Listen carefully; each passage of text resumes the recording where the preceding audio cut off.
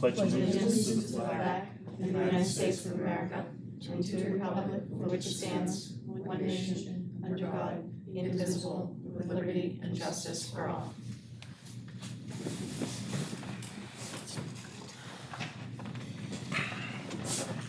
So we're going to go into executive session. Alicia, do you want to read that?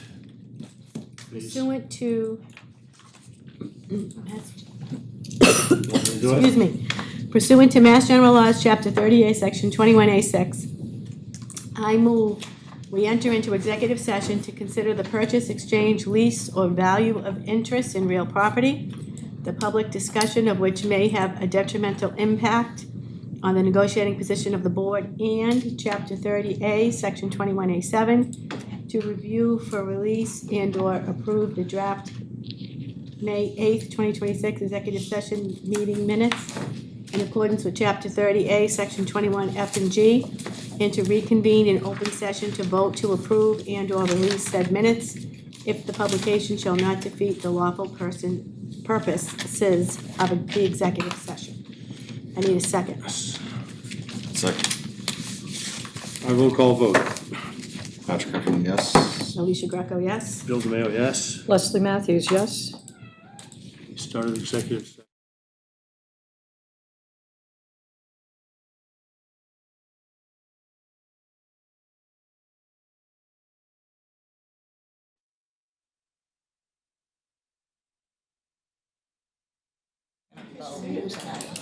Yeah, Oh, yeah, but you can't see it. After, that's, we're not gonna do, we'll take the public comment and Yeah. then you'll note it. well, we have to take public comment from those people that are here. Yeah, oh, but you'll have your discussion, just no vote.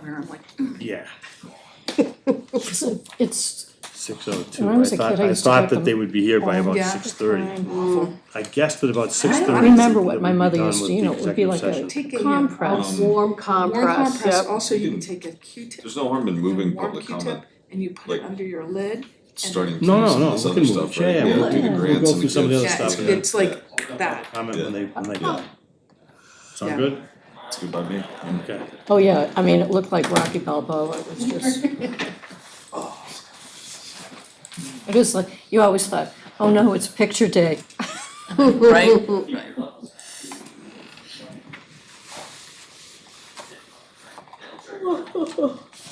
Oh, Bill, Kristen's gonna come in, we've got that grant from Coastal Trails. She also prepared a thank you letter from the board, she wanted you to execute, she'll have it with her tonight Okay, when she good. comes in. Good, good.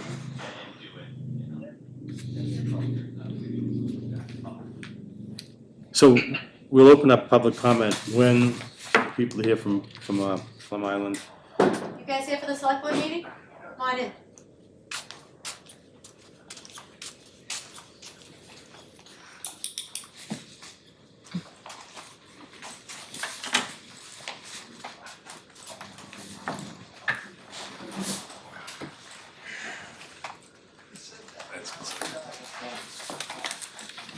Joy, did you collect what you needed to? I did. Thank you. Read that again, right? No, I think Lisa said we don't have to read it, just say that Jeffrey Walker is not here with us tonight, but he is on the telephone. He was going to participate by Zoom, but it's having technical difficulties with Zoom. So he is here, so we have 5 people in the select board. We have to skip around on the agenda. I'm gonna not reschedule, I'm gonna take public comment a little bit later in the agenda. So we'll start with, I don't have any remarks from the chair tonight.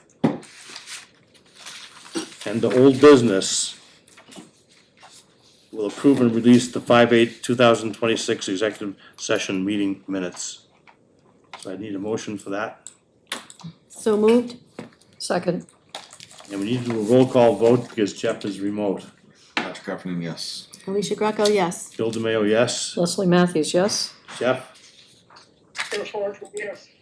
Okay, thank you. Grants, gifts, and donations.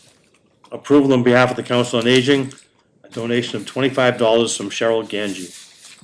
Move to accept? Second, Any discussion? Hearing none, roll call vote. Patrick Heffernan, yes. Alicia Greco, yes. Bill DeMayo, yes. Leslie Matthews, yes. Jeff? Thank you. Approval on behalf of the Council of Aging, donation of $25 from Karen Barry. Motion to approve. Second. All those in favor? I'm sorry, roll call vote. Patrick Heffernan, yes. Alicia Greco, yes. Bill DeMayo, yes. Leslie Matthews, yes. Jeff? Yes. Just for the late arrivals.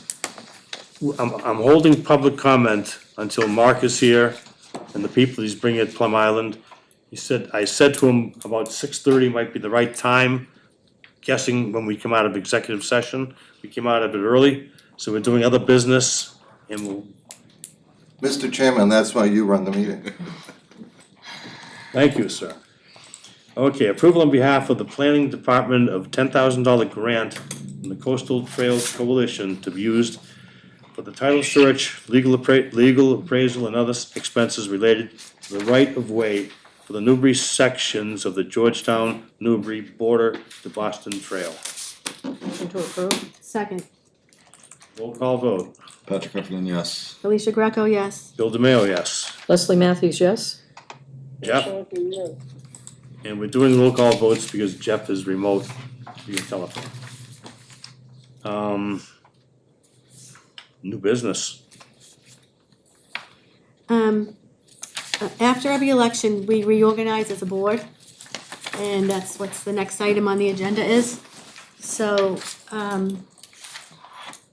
I would like to nominate Selectman DeMayo to still be our chair. I think he's an excellent chair.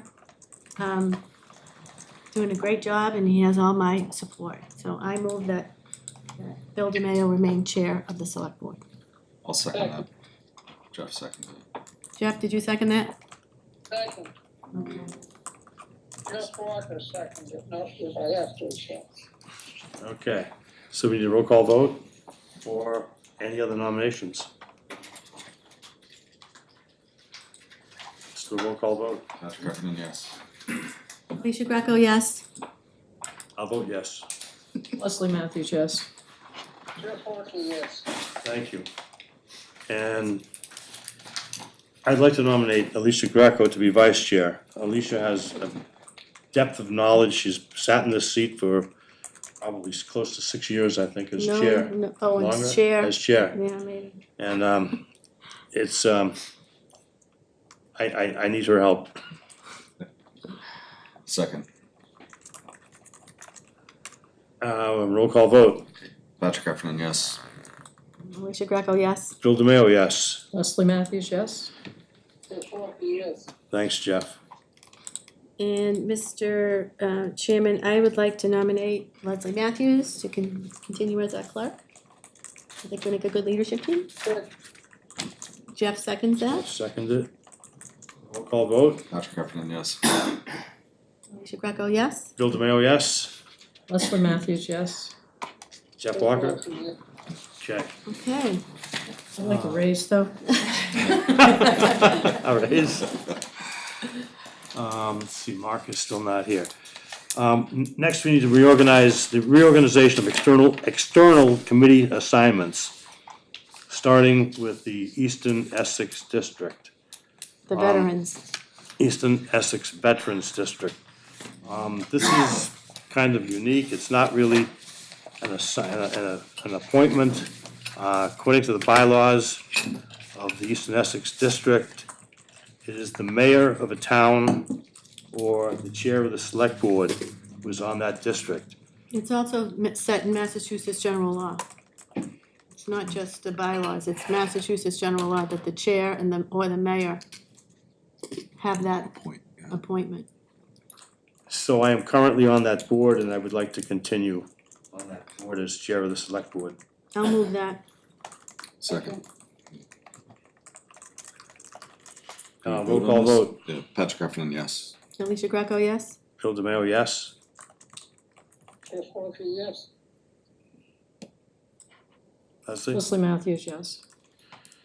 Merrimack Valley Beach Alliance. I think Jeff Walker currently does that, and I would like to appoint Jeff Walker. I'd make a motion to appoint Jeff Walker to the Merrimack River Beach Alliance. I'll second that. He has a depth and a breadth and a wealth of knowledge when it comes to anything to do with the river, the marsh, the ocean. I would hope he would remain on that committee. Thank you. Just a roll call of that, vote for Patrick that. Heffernan, yes. Alicia Greco, yes? Bill DeMayo, yes. Leslie Matthews, yes. Jeff? Jeff Walker, yes. Okay. Next is the Triton Building Committee. So Patrick sits on this currently. Since he's doing such a swimming job, I would like to move that he continue to serve on the Triton Building Committee. I agree. You agree? Leslie seconds that. Okay. Anybody else have a burning desire to? Got a meeting Thursday if anybody else wants to do it. That's- I know that. Roll call vote. Patrick Heffernan, yes. Alicia Greco, yes? Bill DeMayo, yes. Leslie Matthews, yes. Jeff? Jeff Walker, yes. Okay, I mean, also, you know, we didn't include it here, but Patrick also sits on the Whittier It's on here, isn't it? Building Committee, is it? The Whittier, yeah. Oh, no, that's, Regional yeah, agreement, so. Yeah, so we need to appoint Patrick to the Whittier Building Committee as well. Sure. Patrick Heffernan, yes.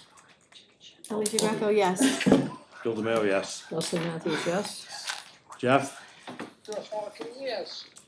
Okay, the Triton District Communications Committee.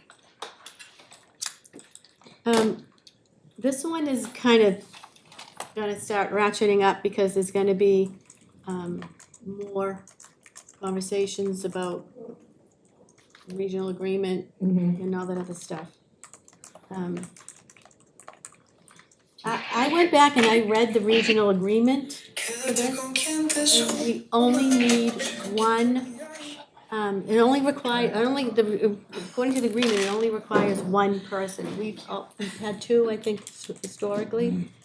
We had three at one time too. There was Jeff and I think Finance Committee was. Yeah, but for the was board, lots, yeah. the board, finance yeah. committee is something, they do their own person, but we have two because it's a redundancy in case one person can't make it, but it's only required to have one.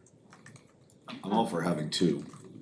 I'm all for having you two, and I'll step back from DCC. The building committee is gonna be enough to, it's also gonna ramp up. Yeah, So, that's true, that's true. I'm all for, And you have Take a break from you have a DCC. huge background on the school committee stuff and DCC And they're in gonna the start past. talking about the regional agreement again in chapter 70, and I don't know, I understand that. Well, there's gonna be gonna be a few different changes. We're gonna try to have, more of a smaller informal, less formal conversation with people during the summer months. And to prepare going into the budgetary season. And I'll just add that now that the election is over and Brett Alger is on the school committee, I spoke to Brett, and I'd like to have the three school committee people sit with us to have a nice, better relationship, so to speak, select board and school committee. It kind of makes sense. Yep. So, the appointments for the Triton District Commission. I think you need a Communication, motion. We need a motion. I'll make the motion. great. Alicia Greco to be on it. We're gonna go with one person or two? Two? I think we should have two. Leslie? Two. Okay. I nominate Leslie Matthews. Second that, Roll call vote. Patrick Heffernan, yes. Alicia Greco, yes? Bill DeMayo, yes. Leslie Matthews, yes. Jeff? Jeff Walker, yes. Okay. The Whittier Tech Regional Agreement Amendment Committee. That's, Is that the one you that's sit the on now? committee I sit on. Actually, Tracy and I sit on it. I'm the voting member and Tracy is this backup. Well, I move that Bill continue in that role because there's a lot of history there, he understands it, he is a voting member, he's the chair of the select board. I move that we appoint Bill DeMayo as the Whittier Tech Regional Agreement Amendment Committee. Second that, Okay, roll call vote. Patrick Heffernan, yes. Alicia Greco, yes? Bill DeMayo, yes. Leslie Matthews, yes. Jeff? Jeff Walker, yes. Okay, thanks. Okay, I still don't see Mark here yet. 6:15, we're still plodding along here. Public property use request by Carly Benson and Ethan Penny to use the Newbury Beach U02-0-27 at the end of Plum Island Boulevard for a wedding ceremony on August 1st, 2026, from 2 p.m. to 7 p.m. Are they here tonight? Oh, you are. There you go. Wanna come Go up to the and podium. introduce yourselves, names and your address, please. I'm Carly Benson, 1 Garden Street, Newburyport. Ethan Penny, same address. So we need a motion for this? If I may, so I believe they also have the entertainment license hereafter. In the last we spoke, Mr. Penny, you said you were familiar with the Plovers. Yeah. Have you been out to the beach lately to see? We have, yeah, and we also marked it up on a I map. measured from the front, I measured out the piping plover area, it's like 75 feet out from where the end of the parking lot goes. And then with the chairs that we have, it requires a 25 by 30 foot rectangle. And there's still an extra, it's a little less than 50 feet up until the. I'm gonna bring that up to the chair. Were you keeping it at the center parking or were you moving down to Temple? Center parking is where we're planning. I just wanna make sure, cause in case this was a non-issue, sorry, Chair. So this is. They wanna still use center To parking, use yeah. this. Yep. And all the cars would be at Peta Hall where the reception is, so it wouldn't be any cars parking. Okay, very good, very good. So could I have a motion? What time is this happening? So the 2 chair. to 7. So, alright, so I move that we grant the public property use request by Carly Benson and Ethan Penny to use Newbury Beach at the end of Plum Island Boulevard for a wedding ceremony on August 1st, 2026, from 2 to 7 p.m. Second that. Any discussion on this? Yeah, are you gonna be tying up the whole parking lot from 2 to 7 p.m. or are you moving? No, we have everyone parking at Peta At Peta Hall, and there's also a bus that will just drop people off if they need to be dropped off, or they'll just walk to the end. What day of the week is this? Saturday. So, do they need do you need that space for the whole 2 to 7? They're not, no, I was just gonna say, that's not what it says. It's just for the ceremony. Yeah. Right, so the chairs get dropped off within a window around 2 and they set those up, but the actual ceremony is from 4:30 to 5, and then they start breaking down the chairs right after the ceremony. It's Ah, about the chairs, it's about the chairs, setup. It's about the chairs, yeah. Okay. And it's only chairs, there's no pamphlets, there's no anything that would be like left on the beach, it's just chairs. And this is literally on the sand, it's not in the parking lot. Correct, Okay, not on that's the what parking I'm lot. starting to Sand. freak out a little bit Okay. about. We're not using the parking lot at all. Okay. So we had a motion, And Jeff seconded. Jeff seconded, roll call Sounds vote. lovely. Roll call vote. Patrick Heffernan, yes. Alicia Greco, yes? Phil DeMayo, yes. Leslie Matthews, yes. Jeff? You'll have a lot of extra guests though. That's fine. As long as they don't have green Okay, heads. thank you. Next, Carly and Ethan are looking for a one-day entertainment license for August 1st, 2026, from 5 p.m. to 10 p.m. at Peta Hall for a wedding DJ, including dancing by patrons, use of amplification system, DJ, and microphone for speeches. I move to grant the one-day entertainment license for Carly and Benson and Ethan Penny on August 1st from 5 to 10 p.m. at Peta Hall. Second. Roll call vote. Patrick Heffernan, yes. Alicia Greco, yes. Phil DeMayo, yes. Leslie Matthews, yes. Jeff Walker, yes. Thanks, Jeff. All Okay, right, good weather. Congratulations. Good luck. Thank you, sure. appreciate it. Next is a public property use request by Paloma Salas to use the Newbury Beach at the end of Plum Island Boulevard for wedding ceremony on June 6, 2026, from 1 p.m. to 2 p.m. Please come up to the podium, introduce yourself. and your address. I move Name to and grant the public property use request by Paloma Salas to use in Newbury Beach at the end of Plum Island on June 6, 2026, from 1 to 2 p.m. Second. So my name is Paloma Salas. I live on 134 East Haverhill Street in Lawrence, Massachusetts. So I was planning to have my wedding ceremony. I know I said 1 to 2, but I was thinking about doing 4 to 5. Just because of other family that's coming in. I'm not having any microphones or anything.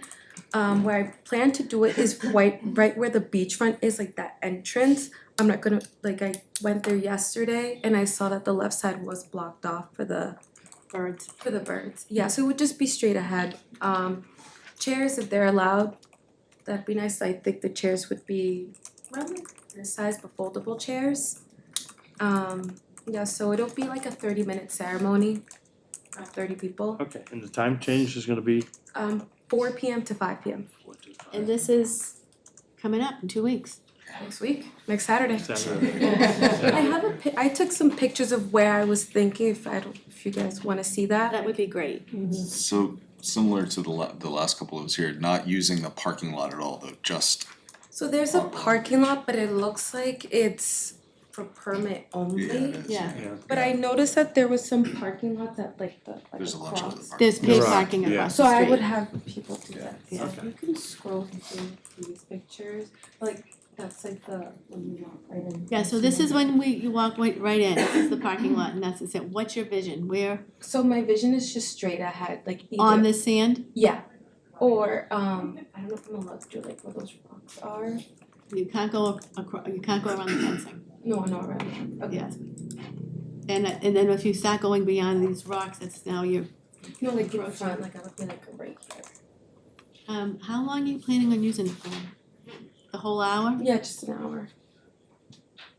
I would just be mindful of, if it's a Yeah. busy day, they're gonna have people walking back and Yeah. forth, so I would kind of push it down away from the entrance. Yeah, it's just.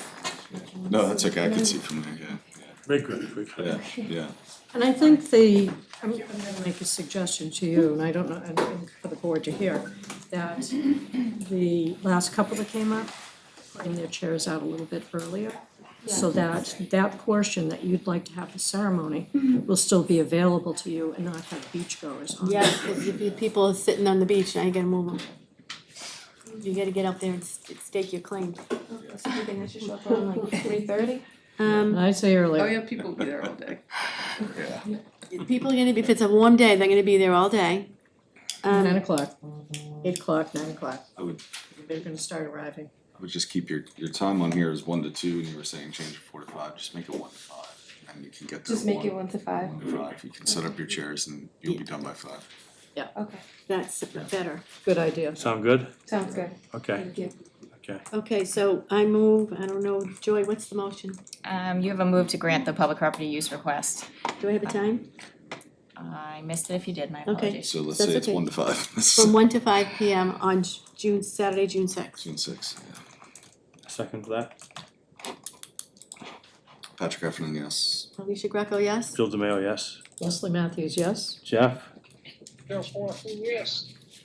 Okay. Congratulations. Thank Have you. a wonderful, I'll be in have a touch. wonderful event. Thank you so much. Public property use request from Steve Fram and Tony Matthews to use the Central Green parking lot on August 14th, 2026 from 2:30 to dusk with an alternative rain date of August 21st, 2026.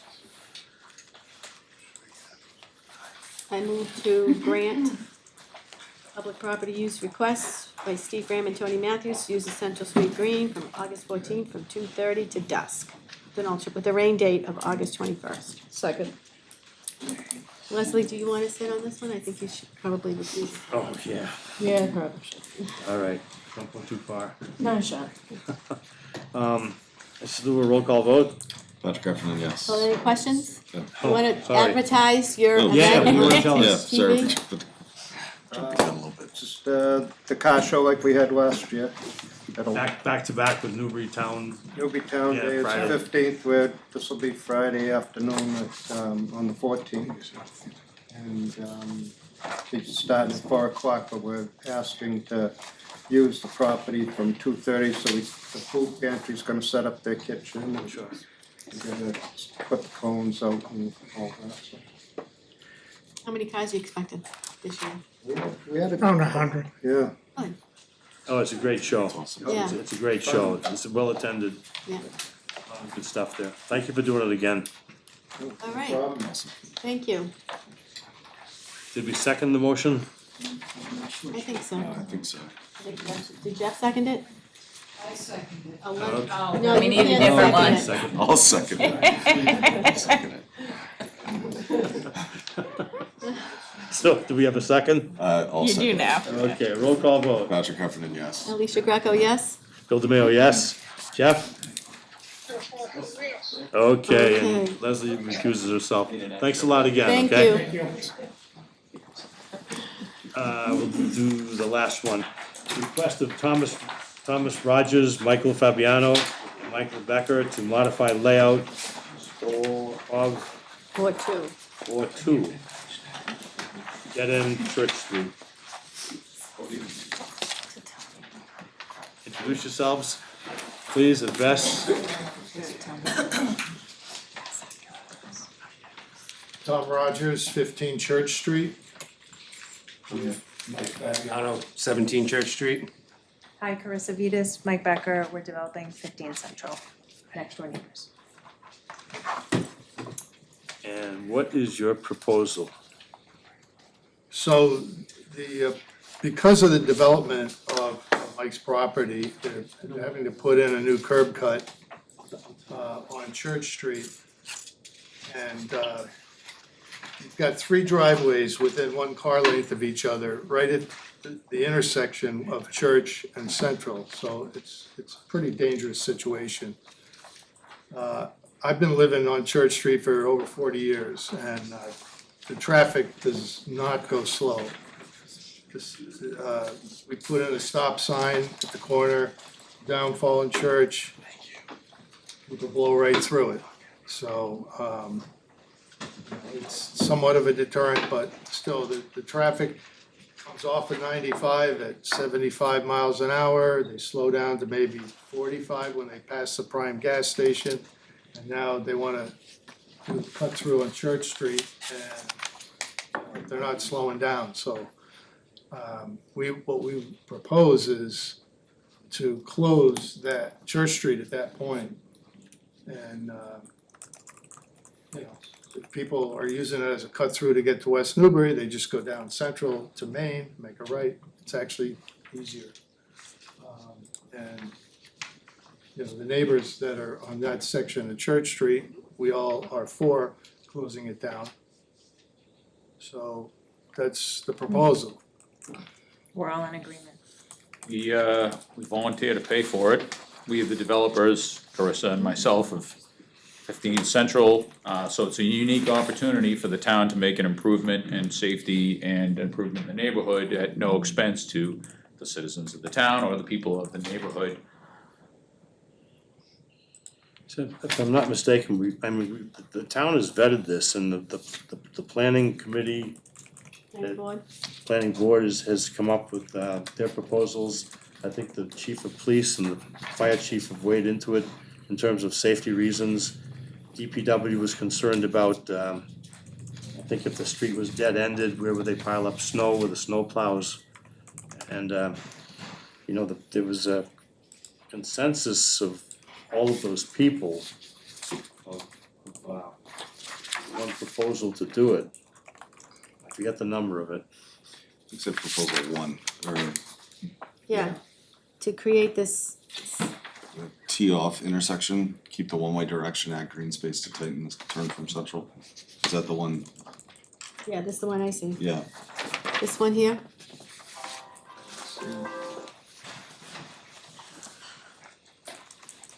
That's one of them. That's with the, we kinda added a chicane, so that's along the fork, so you have to take that. Right, slow is like a traffic calming measure. Yeah. So we just, our proposal is to close it, which I see is, our lot actually ends, like 15 feet, I think, from the front of So this. you're here, This is our house, and our lot ends someplace back here, so and this all is of the this, proposed roadway, you're gonna put a road up there? yeah, And how many, just one house. one home, okay. It's a two-family, Okay. one structure, but this whole section from, the edge of this fence, you see where the fence stops, it stops at the edge of the right of way. Mhm. And that runs to about where the edge of the green is, so as far as snow storage, there's probably more than 20 feet times 50 feet long. Yeah, but if that road's closed, blocked off, they can't plow through.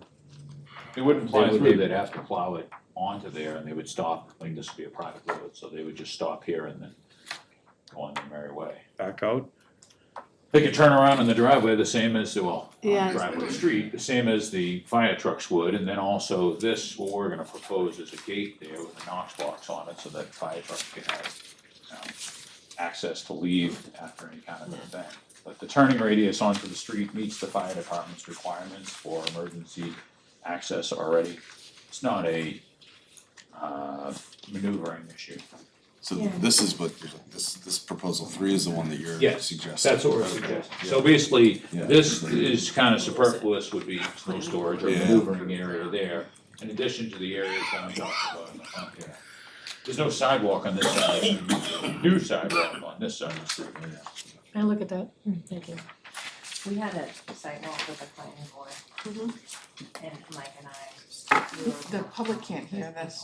A lie Bill. down here, and as we understand it, the people who live here, some of them have kids, grandkids, people, and they come work. This is Mike's house, this is Yeah. Tom's house, you can see how We all close have those are to the street. grandkids or. Also noteworthy, Can't as I hear understand any of it, this. Yeah, you guys gotta go back there. yeah, there's a tractor trailer that went flying down the street last week and ripped the transformer and wires off telephone pole. It's like, Oh, yeah. Yeah, speaking of which, I don't know, probably the DPW needs to be alerted, but there's oil all over Central Street. It's getting on your cars, got it on my car today driving through it. Was that cleaned up, Tracy? The oil Not slick? properly. They came twice with Speedy Dry, but it's all gooey now. Like, you can go down there and see it, it's a mess. We'll have the DPW know. Yeah, Thank you for bringing that to our Yeah, attention. thanks.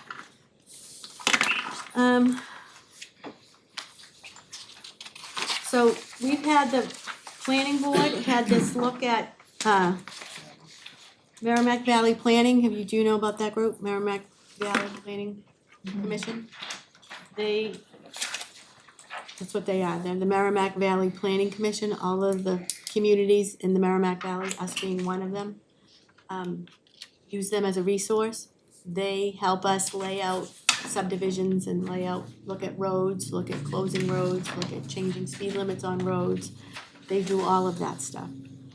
Their recommendation to the planning board was this, using this traffic calming measure, rather than close the road.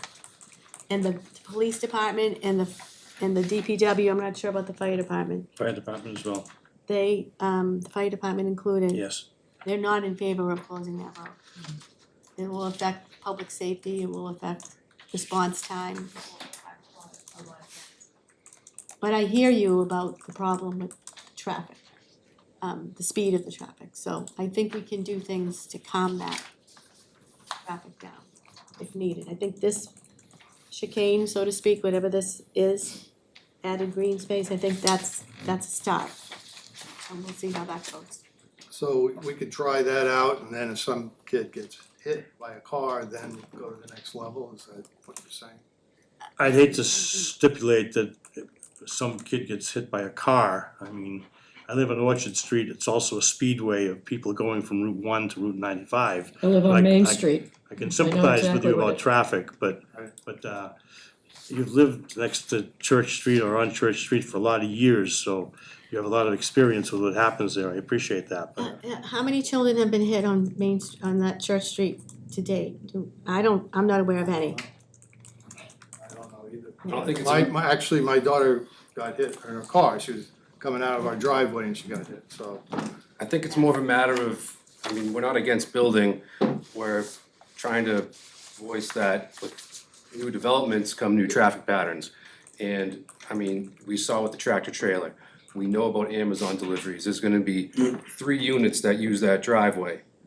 That's at least 6 cars that are gonna be coming in and out of there. And you know when you come right down there, it's turn, bam, driveway. So, I mean, I'm all for building, I'm not saying no to the building, but I think there should be some more leniency when it comes to traffic patterns. If I'm not mistaken, I think this green area was put in here to improve the line of sight. Leslie, you were on the planning board. Do you have any comments? Well, I know I travel the road. Yeah, me too. And I know, I have seen people speed, but I also see them speed right in front of my driveway. I understand that. So far, fingers crossed, knock on wood, all the good stuff. I haven't seen any major casualties, just stupidness.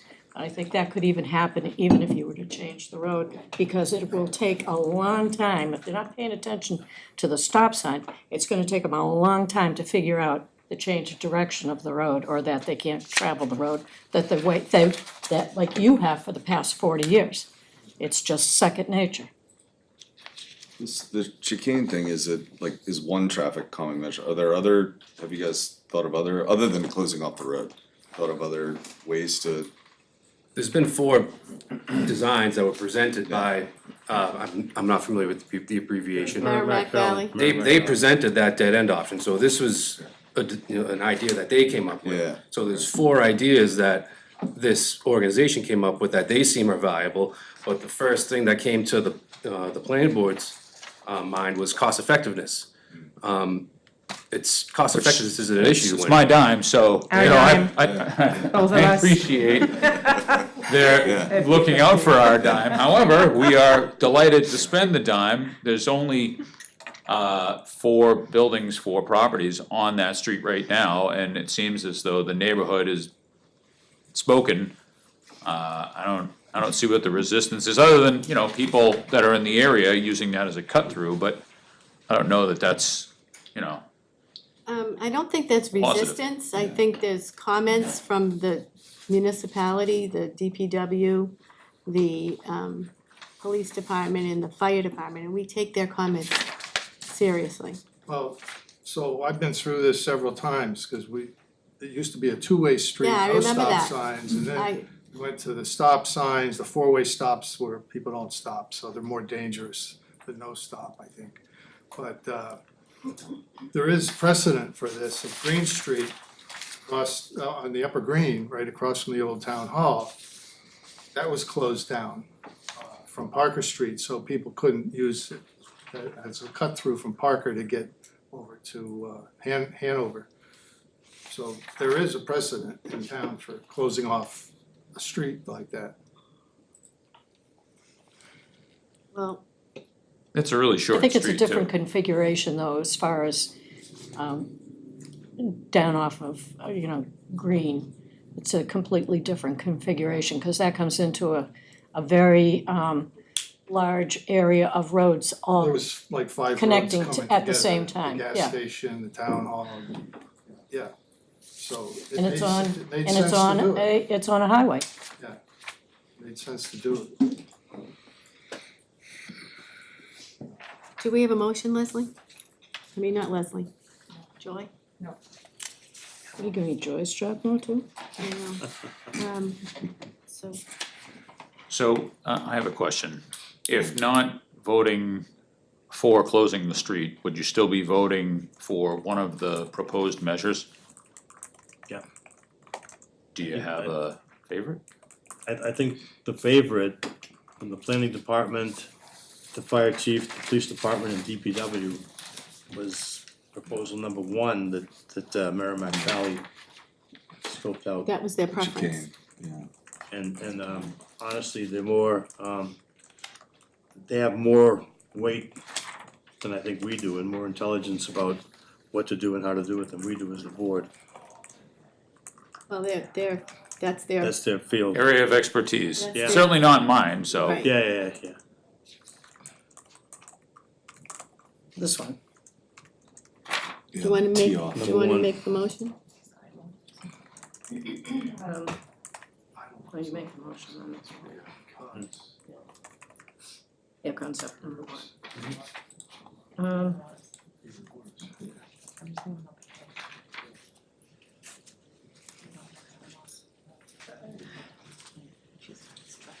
Take a motion to.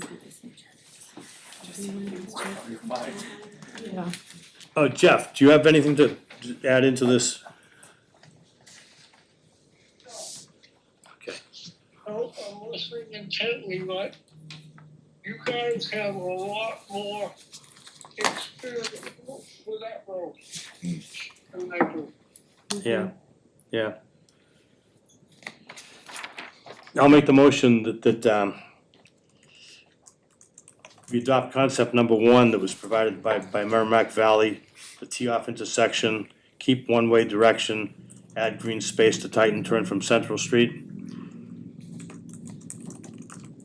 I'll second that. Okay, any And then discussion? we'll start there.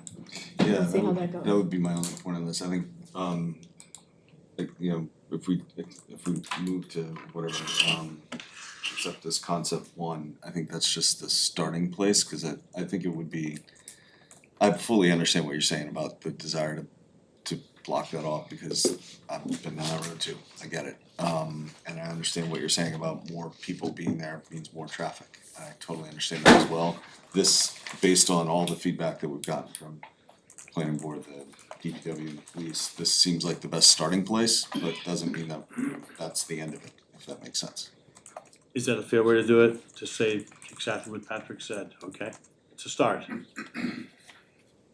Yeah, I mean, it's like the last couple of times we went through this, town gets their way and we have to agree to it. That's the way it goes. It just seems like a Band-Aid though, for just having a little shoulder put there, when how many streets does the DPW plow snow and then back out of? I mean, they do it all over town, it's not like it's a thing that's uncommon. Fire truck can totally turn around there, it's just a preference, I think, is being put ahead of safety and the residences. Given the feedback we've gotten from police, from DPW and from the planning board, I'm not tonight gonna say I would go against those recommendations. I mean, I'd be happy to table it and have this discussion with them, with DPW and with the planning board and with the police to understand the way that you just voiced your concerns, be able to bounce that off of them and get their feedback, and I mean, Well, why don't we do that then? yeah. I'd prefer. I would be, Why don't we table it and have that discussion? I'd rather not table it because our situation is that we won't get planning board approval for the road and get our project started until one option is picked. So if we start with option one and we're able to move forward and there's more discussion, you know, over the next few months and it comes as a separate petition, Okay, then Yeah, I'm good with okay, that too. that's good, Yeah, that's good, I thank think, you. I think we need to start here, get the project in there, see how it goes, and then you can always modify.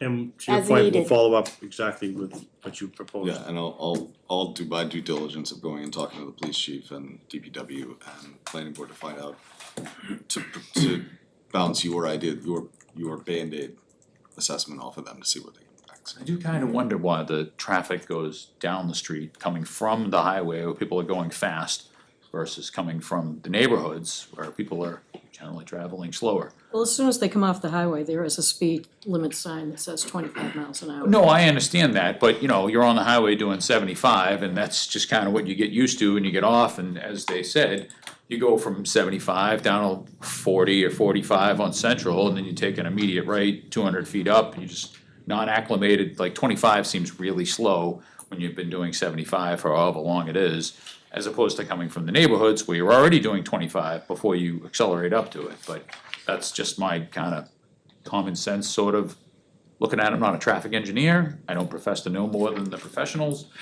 just my, you know, 2 cents out there. I don't know if this is a possibility at all, but perhaps for a short period of time, you may request from the police department to put one of the flashing lights. Well, the signs. Yeah. They put a speed. There's something there, I think, now. Intersection. Oh, hi Patty. Hi. If it's not there already, I put it on the schedule when I learned about all of this. Great.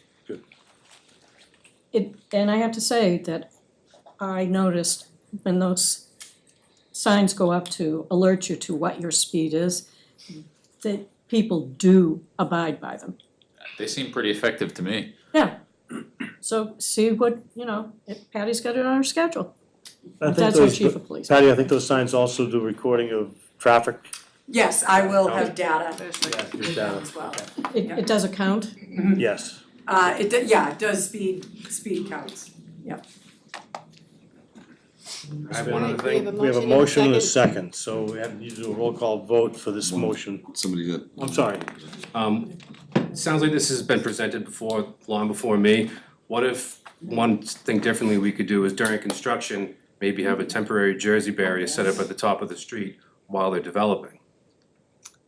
You'll have to work with the DPW or and the Fire police and department and fire police. department to place that. It could be an extra step instead of getting, it seems like it's kind of been backburned in the past, and it could be something in a different step that would help everybody see what's going on and how it can be, instead of just saying, oh, let's talk about it later. Not that it's saying we won't, but I think while developing, it's gonna be a nightmare when they're having trucks coming in and out, machines dropping this, dropping that, taking out all the ledge, doing what they gotta do, so. Water mains. Yeah, water. The street's gonna be it's closed when we a put water nightmare. mains in anyway, so. So is that something they take up But with it's not with permanent. James? No, I agree, but from a trial Okay. basis kind of thing, like. So Chris, Forced into Kristen, a trial It's a way basis. of seeing what it would Can look they- like if it was done, so I get that. work this out with the planning board about the temporary Jersey barrier? Yes, we would make sure the construction was proceeded safely, for sure. Okay. Even if it's during the work week, and then on Yeah. the weekends, they remove the barriers, they got machines there, they can move them, no problem. Okay, okay. We'll make sure you're safe. That makes sense. Yeah. Yeah. All right, so we need a roll call vote on what the motion was? Yep. Yes. Patrick? Patrick Heffernan, yes. Alicia Greco, yes? Bill DeMayo, yes. Leslie Matthews, yes? Jeff? Jeff Walker, yes. All right, Okay. thanks. Thank you. We appreciate your Thank ideas you. and concerns, Thank okay? you. All right, now we're gonna go back to public comment. Mark, I'm sorry, I guessed at 6:30, it's 6:47, I missed by 17 minutes. No worries, Bill. Public comment, to receive oral communications from members of the public may address the select board for up to 3 minutes. The select board shall not engage in discussion on topics raised during public comment, but may choose to add the topic to a future agenda. This agenda segment will be limited to 15 minutes unless extended at the discretion of the chairperson. So, we expected a lot of public comment specifically about the easements. So, who's first? Well, what a nice start.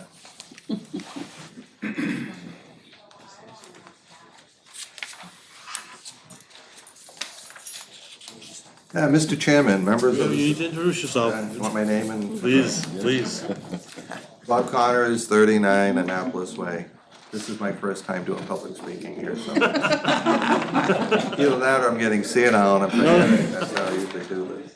I had to do that, Bob. So, Mr. Chairman, Select Board, thank you for the opportunity to speak tonight.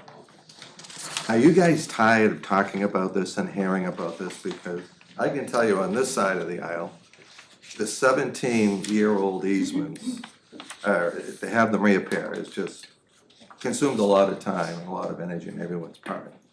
So let me start my comments. 17 years ago, the Commonwealth failed coastal policies and its refusal to allow coastal communities and property owners to protect their homes, roadways, or water and sewer infrastructure created a crisis on Plum Island.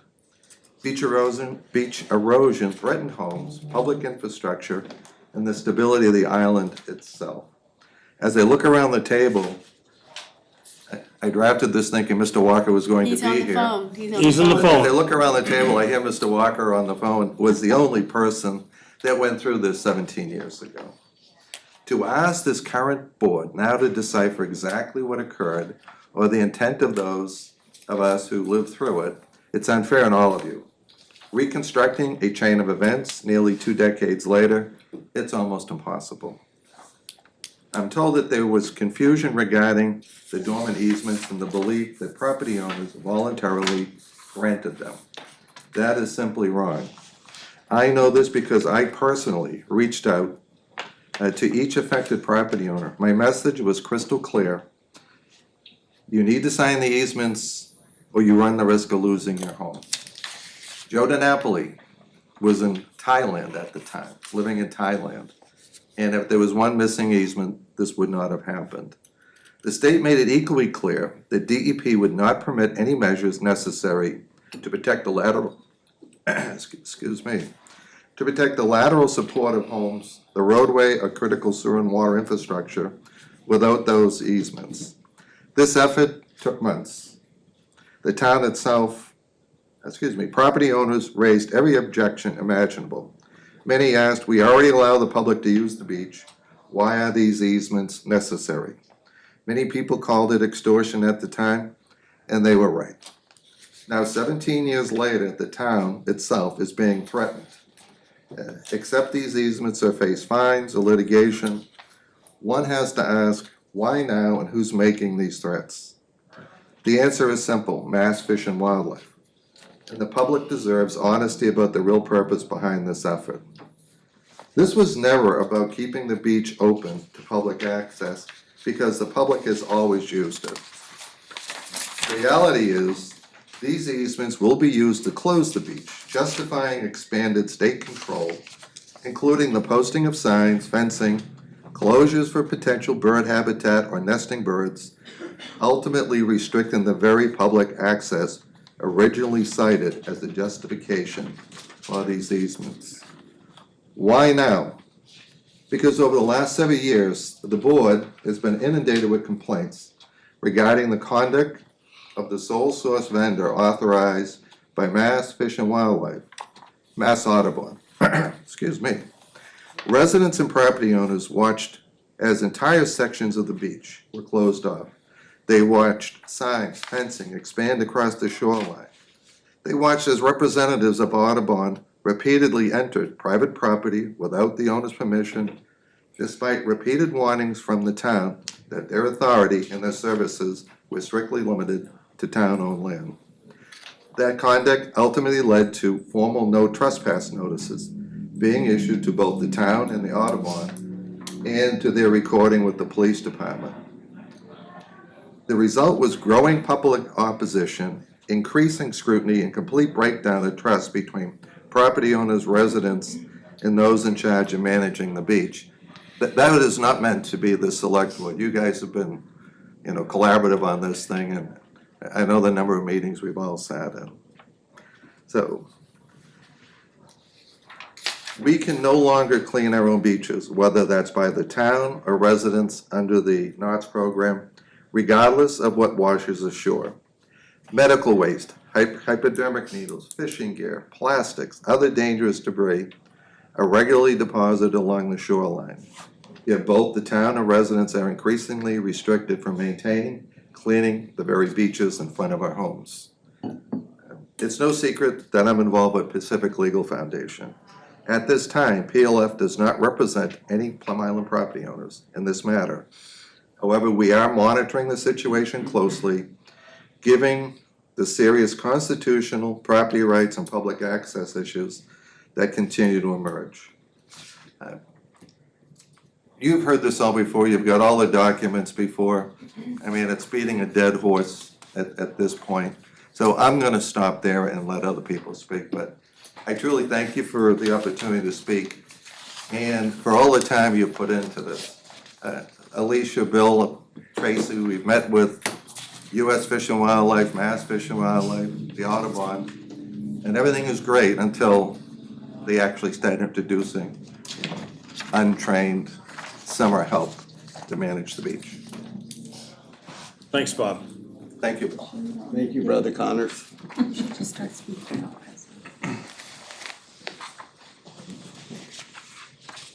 Good evening, James Antonelli, 125 Northern Boulevard, Plum Island. My questions tonight are, how is this gonna impact the homeowners, and what are the next steps of the board in regards to these easements? And is there any fiscal responsibility that we have in regards to the people that own these properties and how it's gonna impact them overall? And will it impact our town in regards to any financial pushback in regards to funding that's taken away from taxpayers. So I think this is a public comment period right now for the Okay. board, and they're gonna discuss it later, so your chance now is to make your public comments, and then it's not a Okay, back and all forth. right, okay, I'm sorry for that. So my concern is that, 2/3 of the island right now is a sanctuary, right? And from my point of view, to close down, I've been here since 2008, own 2 different pieces of property and have contributed, I think, positively to the community of Plum Island. And so I've got grave concerns in regards to how this is gonna impact the homeowners, what it's gonna do to their property value, how it's gonna impact people who wanna come to visit beautiful Plum Island and have access to the beaches. So I'm just curious as to how this is gonna impact myself, others around our neighborhoods, and how it's gonna impact the homeowners of Plum Island. And if I get some of those answers tonight, that may lead me to future questions, but I just need to understand how this really is gonna impact people of Plum Island and the visitors to Plum Island. Thank you. Okay, thank you.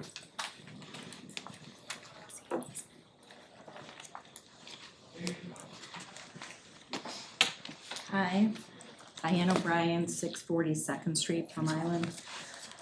I'm just requesting that you vote against the easements and for the property rights for the homeowners on Plum Island. Department of Fish and Games was in control of the Pink House, and we all know what happened there.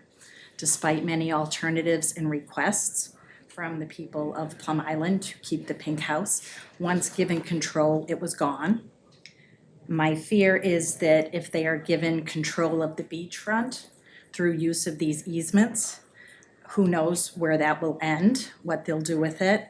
And once the easements are granted, the town will have absolutely no control over what is done. So I'd rather you exercise that control now before granting the easement than be stuck with nothing to do afterwards. Thank you.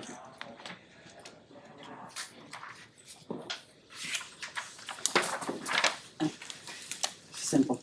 I'm Barbara Hopkinson. I'm at 64 Northern Boulevard, and I'd mentioned this before. I moved into Plum Island on my 3rd birthday, and I've been here most of my life since then. I bought my current house in 1997. I love this island. And before we did the no trespassing notices, the Audubon came and they blocked me from my own beach.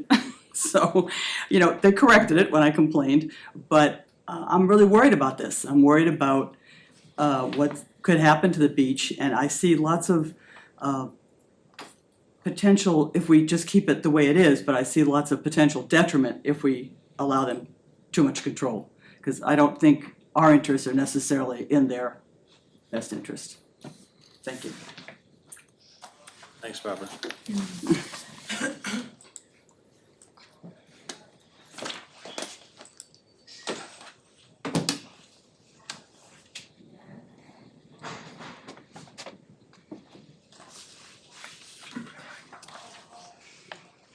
I'm Dirk Casagrande. I own 42 Northern Boulevard, one of the 26 properties.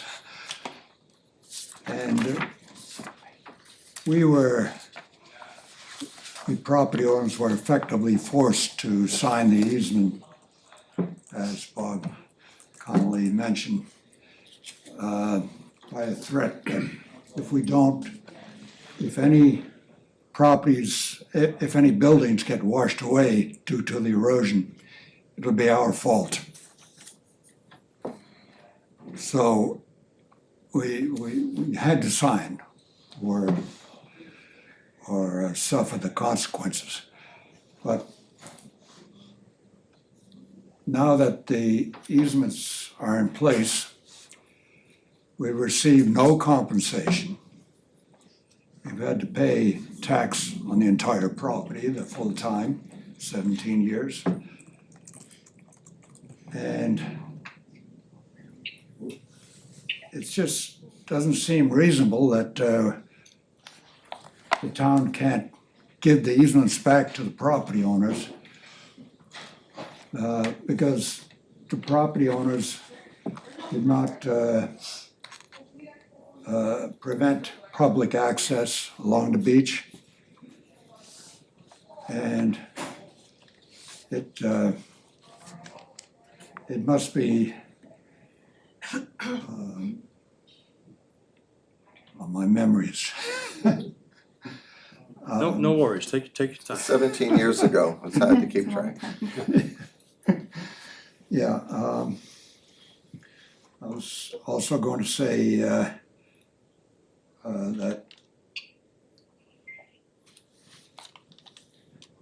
I forgot. Sorry, 85 years old and memory's going down, so I apologize, but perhaps the easements could be negated. The property owners would certainly be happy to let the public access the beach as before. And it just seems the most reasonable approach, given that the beach is now larger than it's ever been since we bought our property in 1977. Ever since the jetties were corrected or fixed at the mouth of the Merrimack, the beach has been getting larger rather than smaller. So that needs to be taken into consideration. I mean, the main purpose of the easements was to allow replenishment of the beach so people wouldn't lose their homes. Well, that isn't the case at present. So, thank you anyway. Thank you. Thanks for sharing your thoughts with us.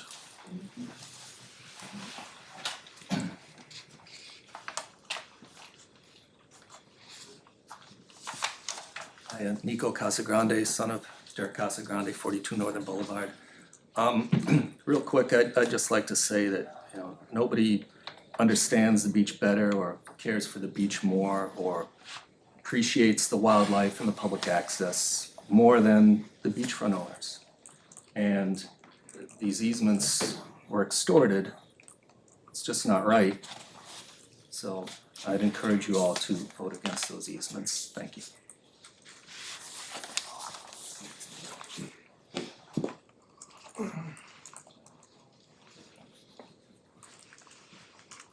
Good evening, I'm Pete Murphy from 10 Northern Boulevard and the old Suits Cottage that my great-grandfather built back in the late 30s. I think I said that the last time I was up here, but I'd like to repeat it. I just wanted to say that I'm in agreement with everyone that's spoken in front of me.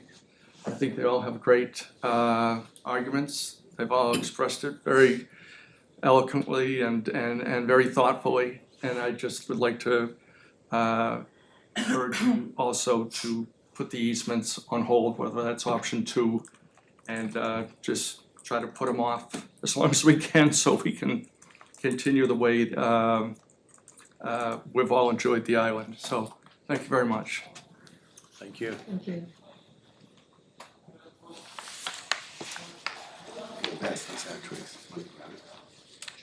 There you go. Thanks. Okay. Hey there, folks.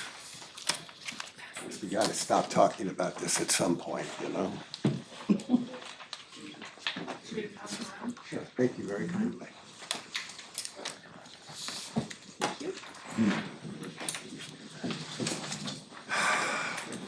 And Joy, I'm gonna ask you in a second to show those things.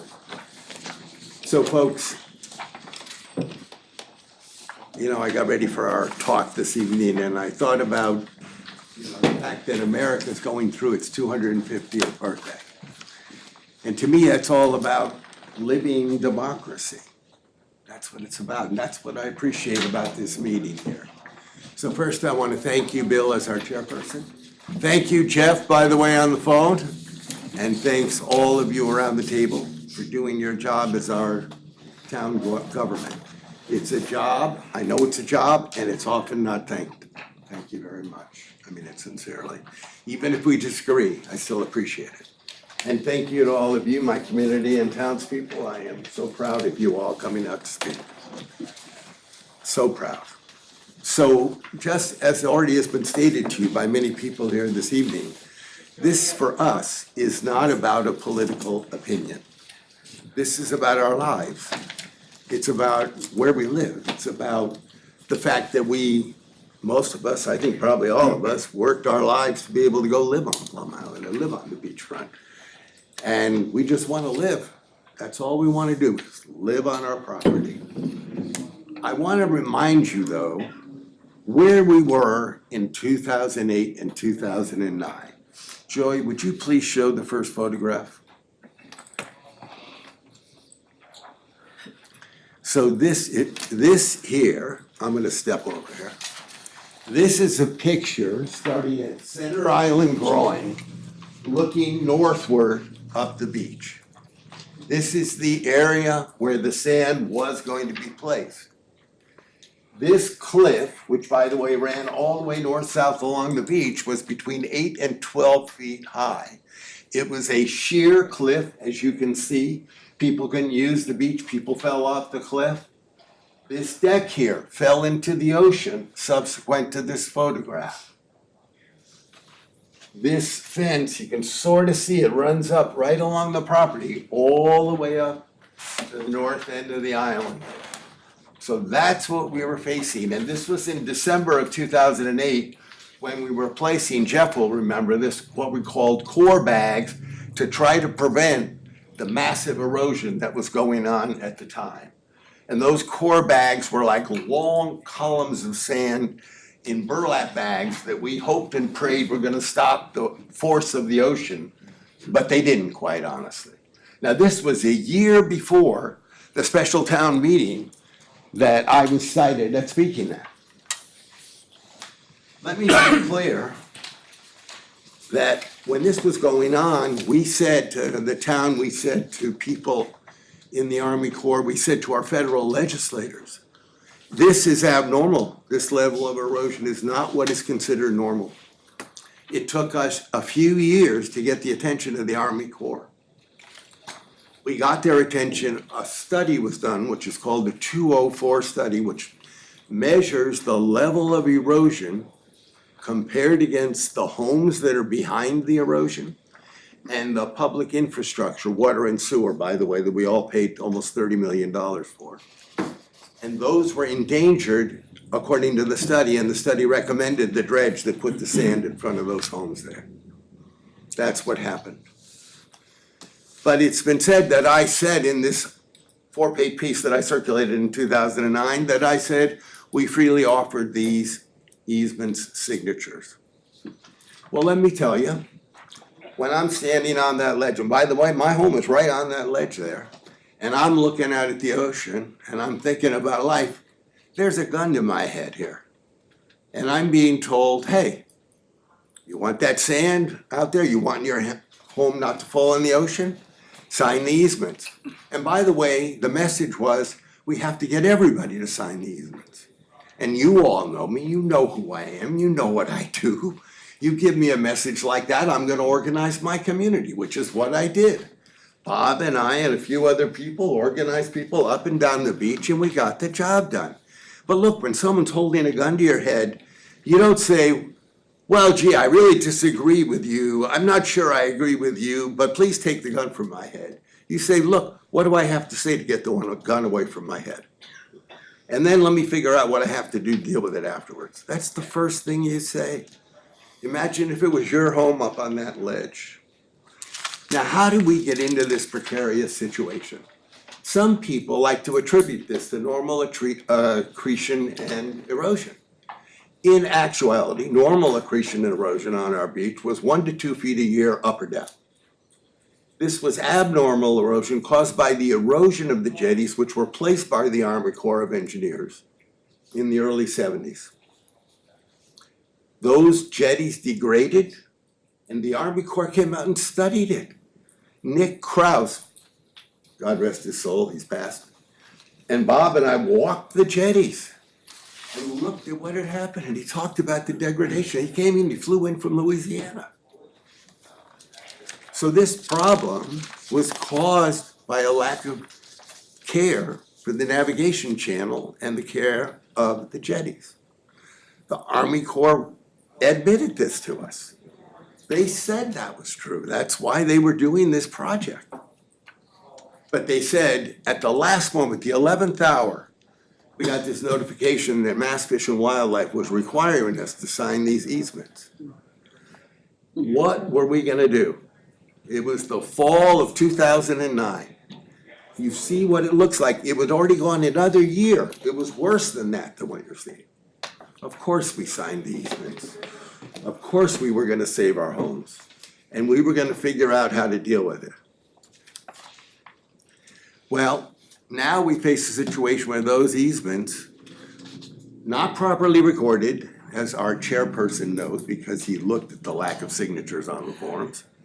But that aside, they were the wrong thing to do. We were bullied, as you heard from everybody here, into signing these easements. And so when I said we were freely signing them, I said, of course we're freely signing them, we need the sand. Who's gonna quibble with a gun at their head?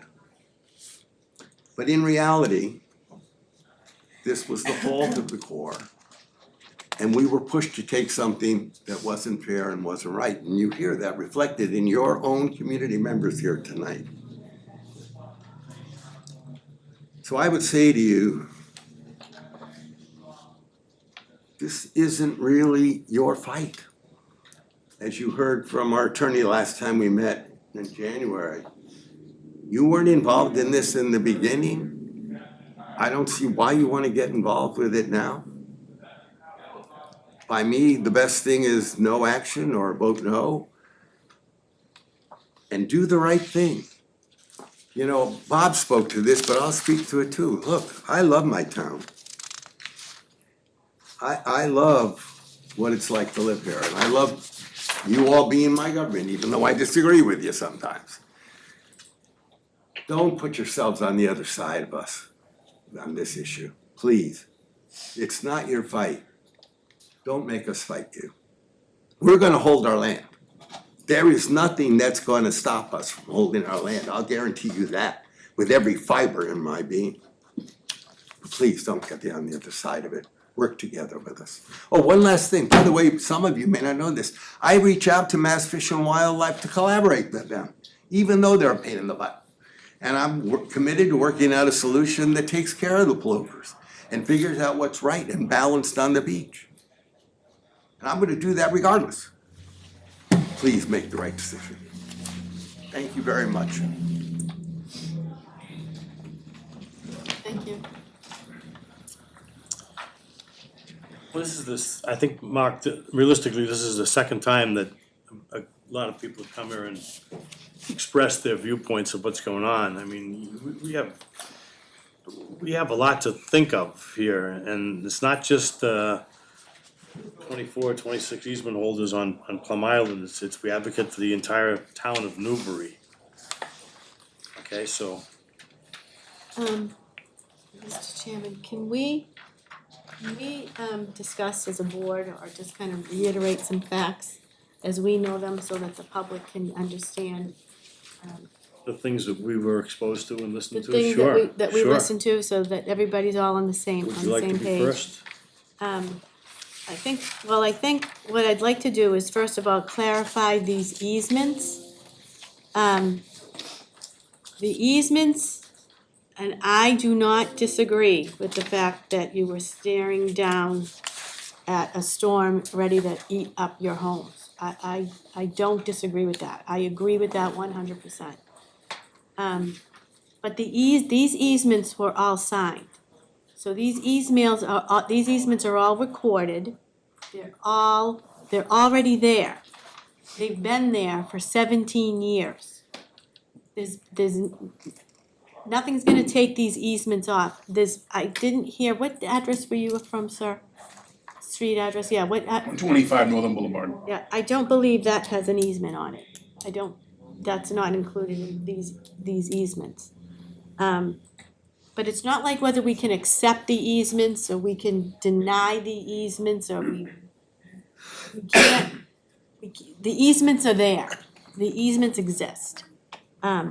So that's the first thing. Does anybody else want to clarify anything else about those easements?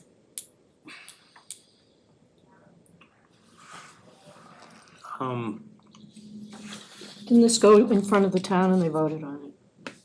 Yeah, this came before a town meeting in 2009, and 2009, the town meeting voted in the majority, I don't know what the vote was, but it was a majority, to, it was a 2/3 majority, so that's a higher bar, to authorize the select board, the then select board, to accept these easements. That was the vote. And for some reason that nobody can figure out, 17 years later, these easements were never accepted. There's no vote. Fish and Wildlife is in contact with our attorney's office asking for the vote that these easements were accepted.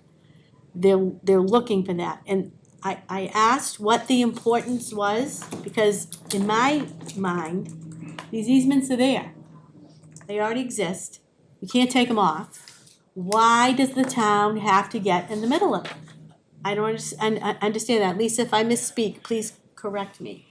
And my understanding is that in order for the easements to become valid, for lack of a better word, effective, the vote of town meeting isn't enough. It also needs a vote of the select board. So town meeting authorizes the vote, and the select board needs to take that vote. Until that happens, the easements are not effective, for lack of a better word. So that's what's happening right now. These easements are on these 29 properties or such, or so? 26. 26 properties. They're there. They're recorded on your deeds. These easements are there. There's no removing them. The town isn't gonna remove them. We don't have a mechanism or the authority to remove them. So, is there any questions on the easements? I'd like to do a Q&A, but I think we kinda have to. Mark? Yeah. This is just a statement of fact, okay? The easements were not properly recorded. They are lacking signatures. I just want everybody here Okay. to know that. They were not properly filed. Okay, They are in the record. Yes. However, they are lacking signatures, so their effectiveness is questionable. I just want people to know Well, that. right now, they're not effective at all because the select board has never accepted I'm just them. making it clear, though. Thank okay? you. Sir? I just have, James Antonelli, 125 Northern Boulevard, just a question, you mentioned, Mr. Chairman, that, how does it impact, all of Newbury in regards to these easements? Well, I mean, that was catastrophic, what I saw on the scene. If that happens again, if that affects the sewer system and water system on Plum Island, it's not just 26 property owners, it's the rest of Plum Island suffers. How does that get paid for? If the government thinks that we are not in good faith, that we accepted the sand, the beach nourishment, based on the fact that we participate in the management of the endangered species.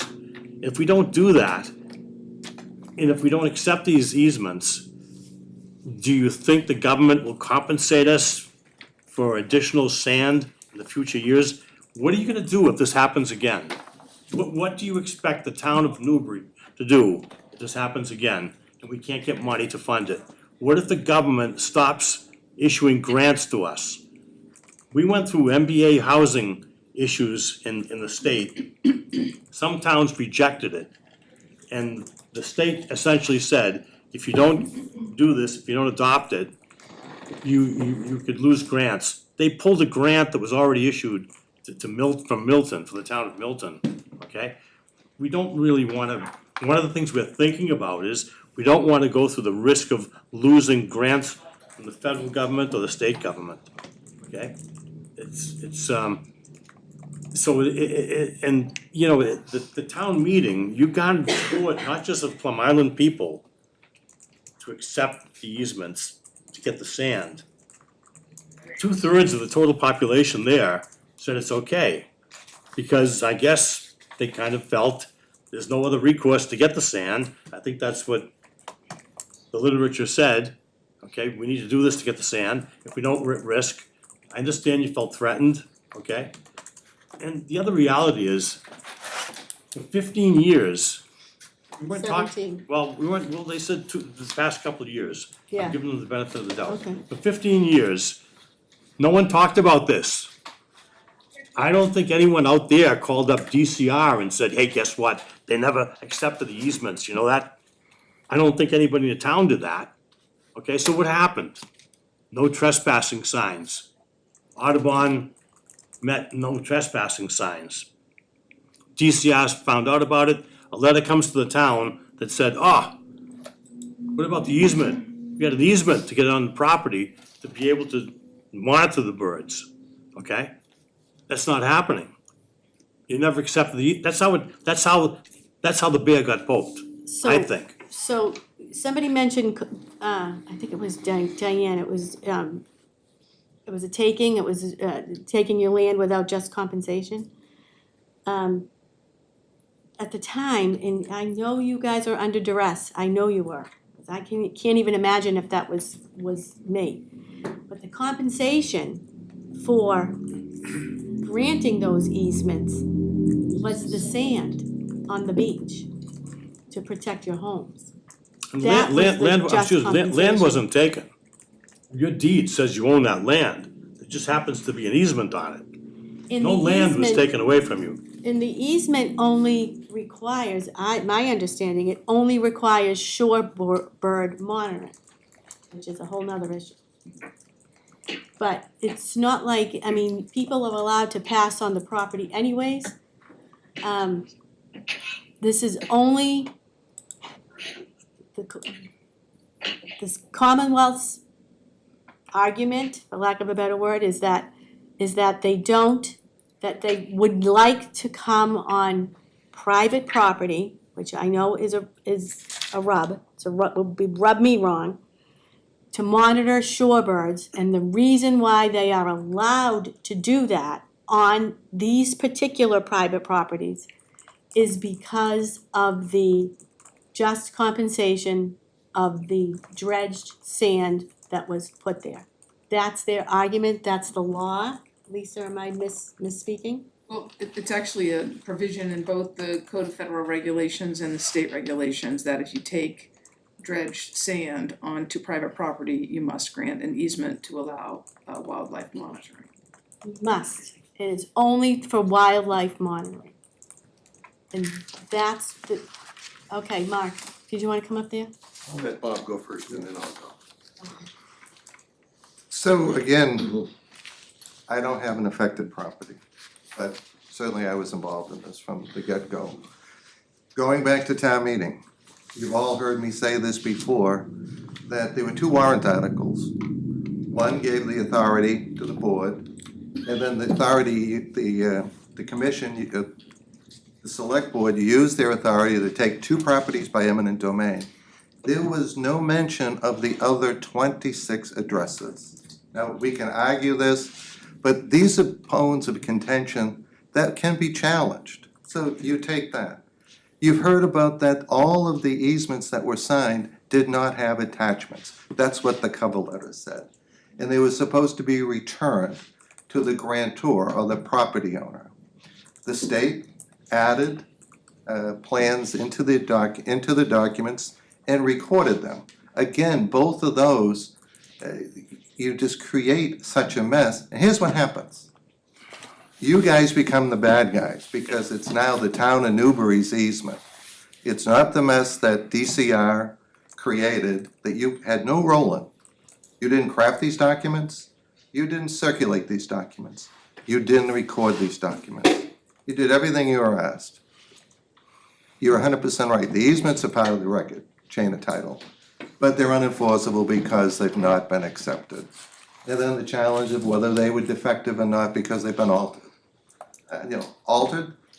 You add something to a document that wasn't there when it was signed, that's an alteration. Is it nefarious or is it an honest mistake? It's something that a court of law will decide, not the select board. And the reality is that there is no benefit for the town to clean up someone else's mess. DCR or Fish and Wildlife, at the very worst, you can resolve this matter at any stage, okay? But if DCR or the state came after the town of Newbury, what that does is you can settle anything. You can settle it a week later. But what it does provide is everyone in this room that would have standing on this to become interveners on the case. Then they're going after the state, not after the town. And that's where you wanna be. So it's a mess. There was a lot of good effort going on, but there are a number of challenges, and like minds can think, you know, we can look through different lenses. But I would suggest that you take no vote, let them clean up their own mess. Thank you. Thanks, May I? Yes. Sure. So, a few quick things. One is, I believe you all know this, I know Tracy, that you know this at least relative to the commissioner. But the Commissioner of Fish and Wildlife called Tracy and said there would be no fines and penalties issued from Mass Fish and Wildlife. That occurred because I talked to the commissioner, by the way. He didn't just call up on his own. He called because I spoke to him and said what we all are feeling is the threat of some action from him. He affirmed there's gonna be no penalties and fines, correct? He asked me who had threatened us with penalties and fines, and I confirmed that I had not received anything noting that we would receive penalties and fines. Well, he stated to me, as did Jesse Leddick, again, many of you know him, who was horrified that he was associated with having threatened you all and us all, that there would be no penalties and fines. So I just submit that to you all. There is no threat out there. No one's coming after the town right now. That's number one. It is a specious claim. Number two, I've consulted with the Army Corps of Engineers. You don't, no offense, Bill, but you don't have direct knowledge. You're just repeating that. I do have direct knowledge. I have a relationship with the Army Corps. They said their main interest is public access. That's what they're interested in. Yes, okay to the birds. That's the way they say it, by the way. Yes, okay to the birds to the side. But our main thing is public access. That's why we spent the money and that's why we did it, okay? By the way, the fencing and posting, which all of you know, that went on in 2023 and 2022, essentially blocked the entire beach from public access. So if we're thinking about public access relative to the exercise of the easements, please remember that. The reason it got rolled back was because all of us said, enough. Forget about it, you're not doing that to us. Lastly, to my friend, sorry, I don't know you, sir, from 125 Northern Boulevard. Nice to see you, Tony. Just for your information, if the town votes accept the easements, and we go forward with what my esteemed colleague, Mr. Connor, said, we'll be suing the town for $10 million. That's gonna have an impact on you, my friend. Something to think about. And something for all of you to think about relative to the overall good for the town. I'm sorry to be so strong in my comments, but I'm fighting for our lives. So there is other, besides the potential fines that Mr. Sackett speaks of, which he is correct. I didn't hear you actually, Lisa, what did you No, say? I said, besides the fines that you just spoke of, what else can the state do to us is they can withhold grants. Any state grant that the town receives, it's not only affecting Plum Island. We received a grant, a $2 million grant to remove Larkin Road Dam. We received grants for culverts on Orchard Street. We received grants from the state on culverts there's one pending right now on a culvert for Central Street. We receive a tremendous amount of money in grants from them. And those could potentially be at risk too. Joe, do you mind if he speaks? We have this gentleman. He has his hand up first. Yeah. Come on back up, sir. Well, why don't you just do it from there? If it's easier from there, do it from there.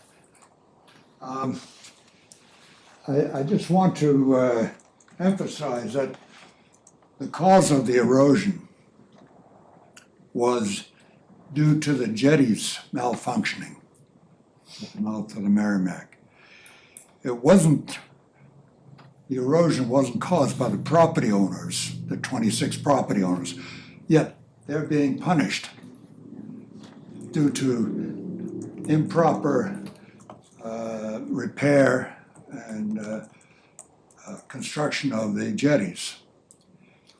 Now, let me just ask, wouldn't it be possible to have an agreement between the town and those property owners to negate the easements? I'm not sure if there's a legal way to do that, because they're recorded on the deeds. We had an agreement with the town that Yeah, you was can't, signed originally. it would take an order of the court, and Yeah. you can be assured that the Commonwealth and the federal government would intervene in that action. Because again, under the Clean Water Act, there's a code of federal regulations that requires those easements. And so they're not gonna sit back and not take any action. The town just can't, first of all, the town hasn't accepted them, but secondly, if the town accepted them and then said they were willing to get rid of them, you can be assured that there would be action by the federal court, the feds and the state. And we would have to go to the land court to do it. Sounds like there's gonna be action anyway, regardless. Well, I think I guess you should pick your poison, right? Thank you. Yep. Thank you. Did you want to say something? Sure, thank you. Mr. Chairman, thank you for your explanation earlier about how it impacts the greater community. I appreciate your wisdom on that. But I also heard from Mark tonight, I don't know Mark personally, but I also heard from him, and I don't want to misspeak, but I thought you said something about collaboration, and conversations with the Fish and Wildlife to work this out, as a team effort, instead of trying to have people go on property without permissions and so forth, putting up fences.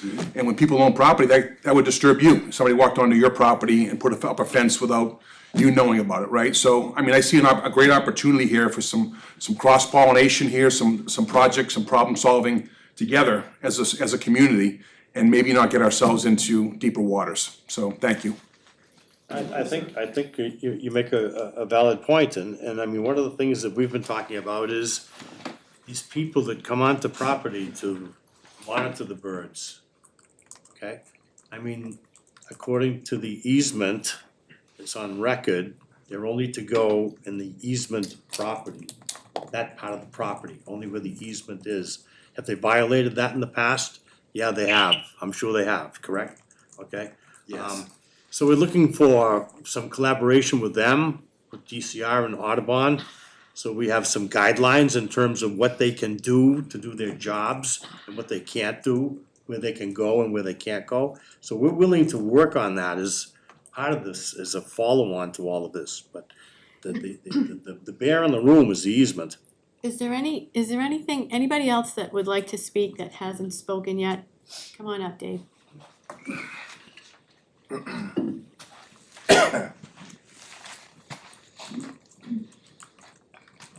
Hi, David Williamson, 1 Southern Boulevard. Granted, I'm on the southern side of the center, so this didn't really impact me. And I remember at the time hearing about a few holdouts from signing these agreements. And I thought at the time, selfish bastards, they're not gonna help out the greater good and save homes, right? But now, many years later, those holdouts were actually the smart ones, and they should have held their grounds.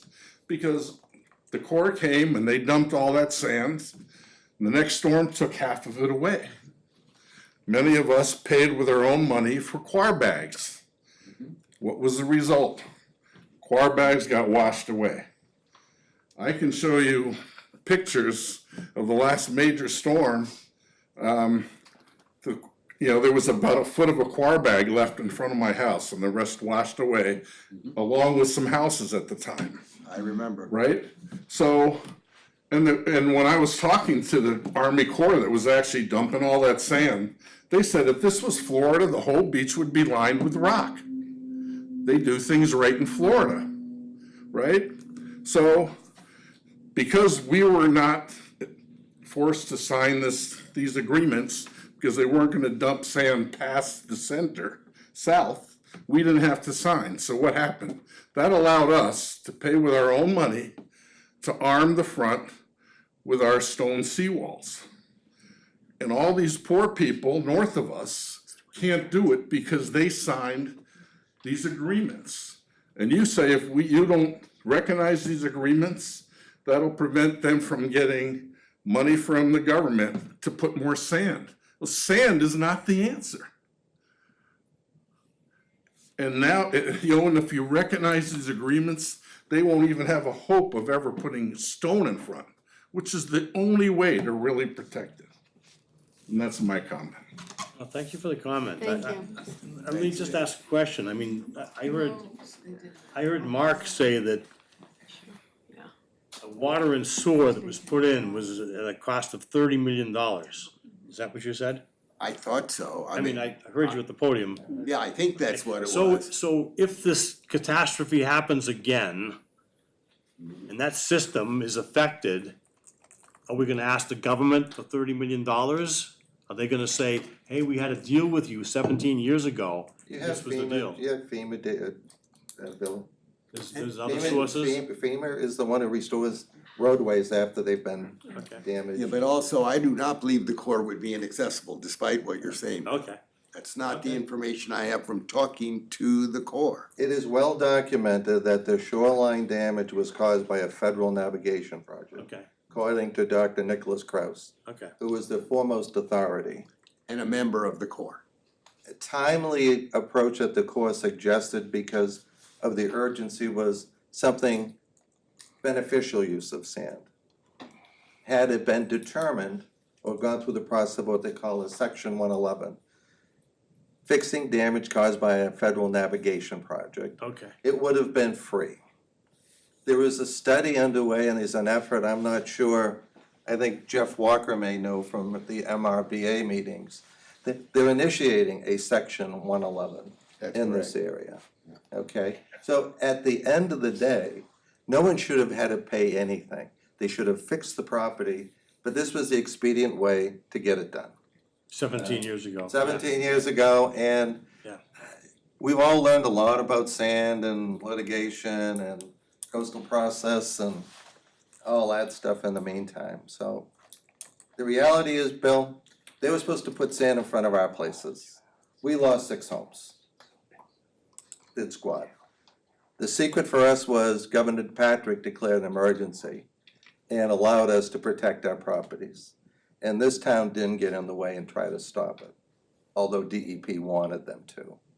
And you now have, 100 homes that, very valuable, pay a lot of taxes, that half of them are protected. Our lateral support is protected. And things are changing. I can't discuss things that I'm working on, but we're working directly with Natural Heritage, which is the endangered species section. Of Going Mass over, Fish and Wildlife. yeah, this is with Mr. Jesse Luddick.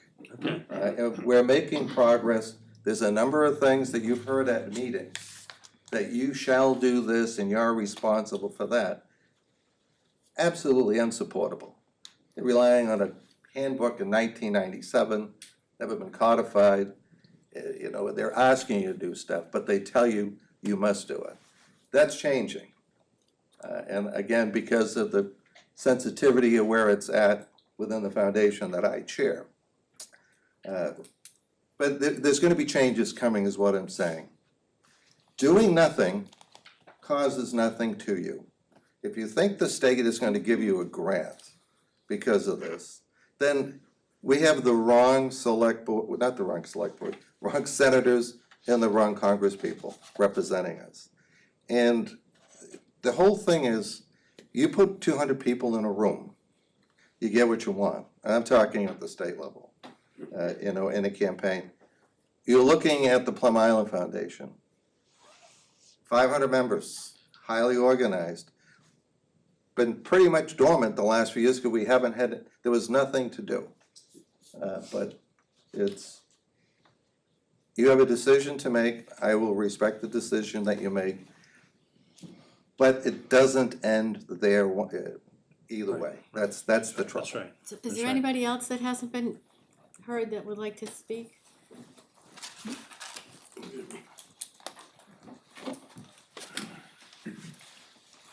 Yes, Jim McCletchy, 72 Northern Boulevard.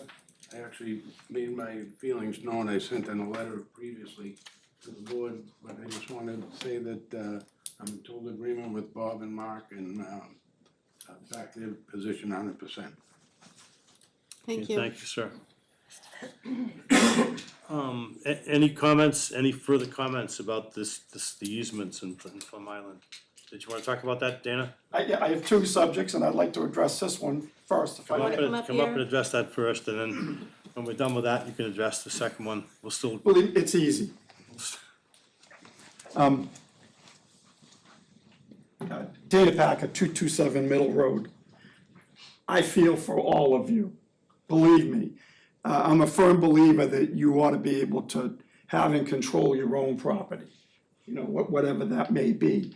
I also, and you can correct me if I'm wrong, but I'm kind of involved with the jetty issue and through Ronnie Barrett and some other folks and the Army Corps of Engineers and my understanding is that the Army Corps of Engineers is only responsible for the navigation of the river.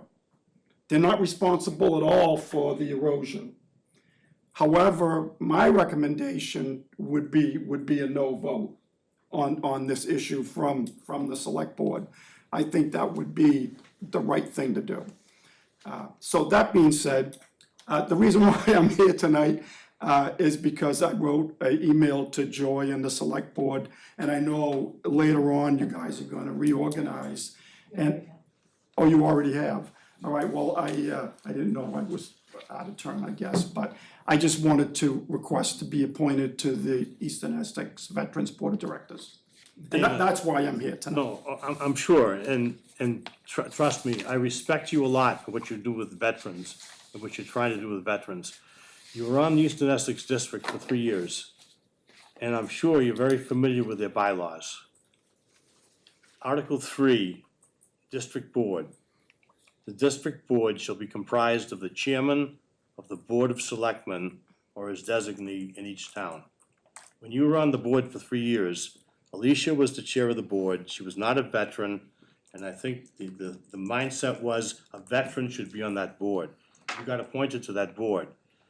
And the reason I took that position last year is I was the chair of the board. So that's the, don't take it personally, okay? I don't. Okay. And I just want you to know that, you know, I know when I was on the board and people sent in an email requesting a position and they didn't show up, it wasn't looked on very, very well. You're right. And that's why I'm You're right. here, is because I did request the position, so therefore I'm gonna show up. Okay, And I totally appreciate your explanation. I think that's fine. okay. And I was sincere about what you've been doing with veterans, the Council on Aging luncheon, Memorial Day parade, but you've been doing that for a few years, and Wreaths Across America you took hold of, and you're probably getting into the flags as well.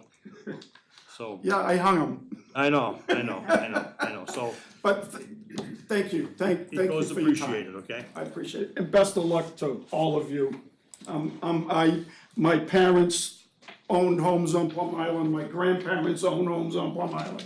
And I just think that I would recommend no action, that's what I would recommend. So, thank you very much. Dana, thanks for your input. Thank you. Nice to see you too. Is there anyone else that wants to speak that hasn't spoken yet? I think, Mr. go ahead. Chair, I recommend we don't do anything on this. And we've heard a We need to- lot. we need to Once hear a again, we've lot. heard a lot from the people that are here. We've heard a lot from you. We've discussed a lot of things ourselves, not only in executive session, but And town council heard all of this too tonight. I'm glad she's here. Thank you, Lisa. Jeff, did you have anything to say? No, Was that his vote? We're not No, we're gonna not. vote, we're not gonna vote. Nice try, Bob. I don't know. You can have it as a vote if you want. I, for one, I'd rather not vote tonight. I took 5.5 pages of notes. We got these things that I still wanna read through. I wanna absorb everything we heard. I don't wanna make a decision until I've had a chance to reflect on this. I agree. And I understand we went through this once already before. I understand we're back here again, but I don't wanna operate where we just make a decision like that. I'd So rather- I have a request, Sure. that we get 2 weeks advance notice of when you're gonna do this, because we're getting a little June tired. 9th. Yeah. 2 weeks. June 9th is the date. June 9th is when you're gonna do That's this? the next select- No, it's no meeting. That's the select That's our board next select board meeting, okay? Not okay, but I'll figure something out. I'm in New York June 9th, but I'll get my butt here if I have to rent an airplane.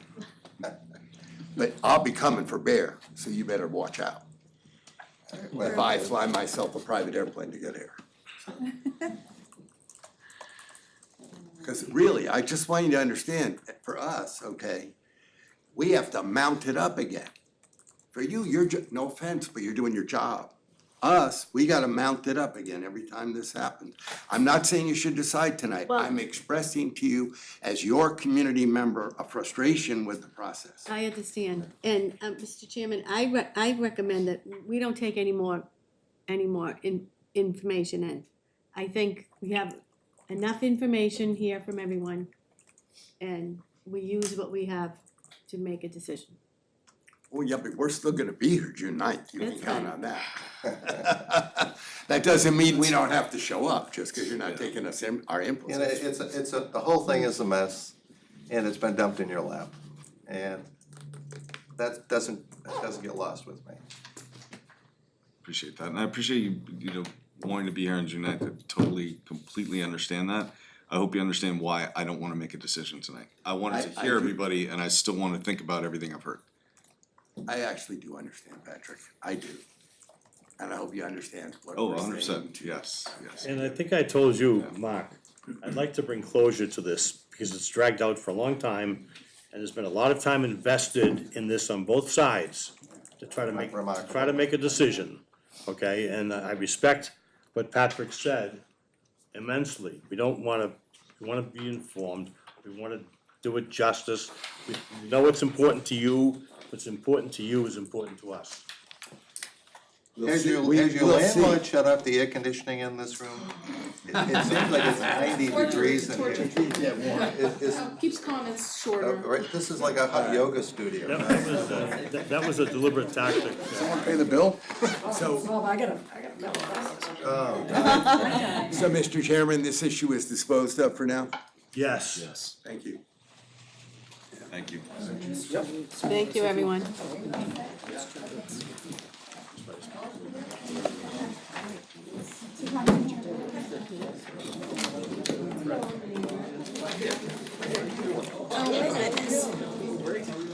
Again, thank you for your patience. No worries. This is important, this is an important issue. You guys are the ones that have to sort those 2 liquor licenses. Hey, do you have anything else exciting? Is this the rest of the night, or you guys? Liquor license. Liquor licenses. Okay, yeah. It was all that work. You don't need me to stay, do you?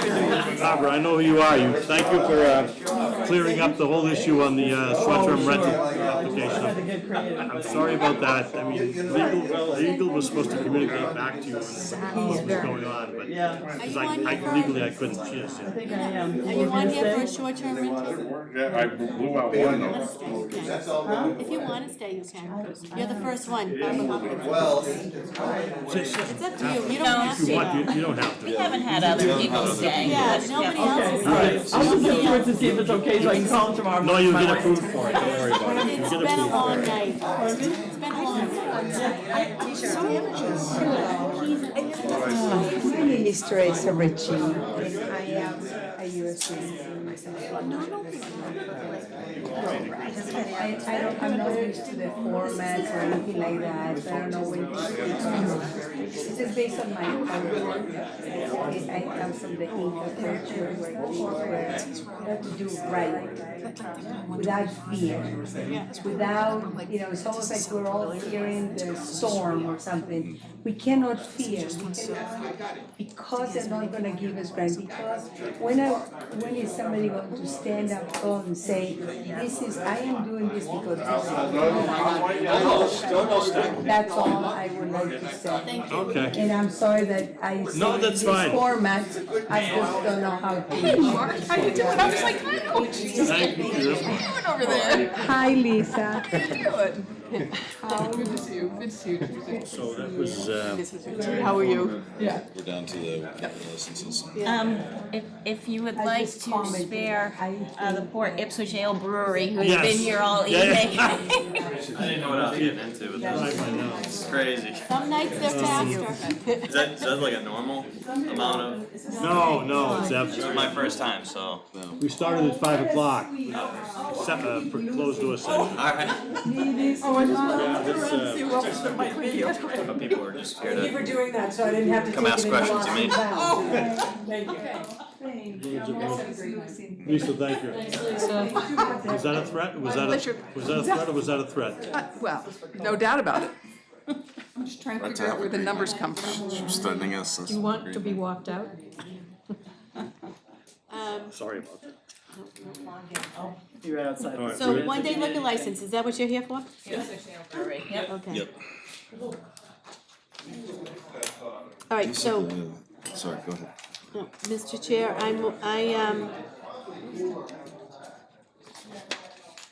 we have some one-day liquor licenses.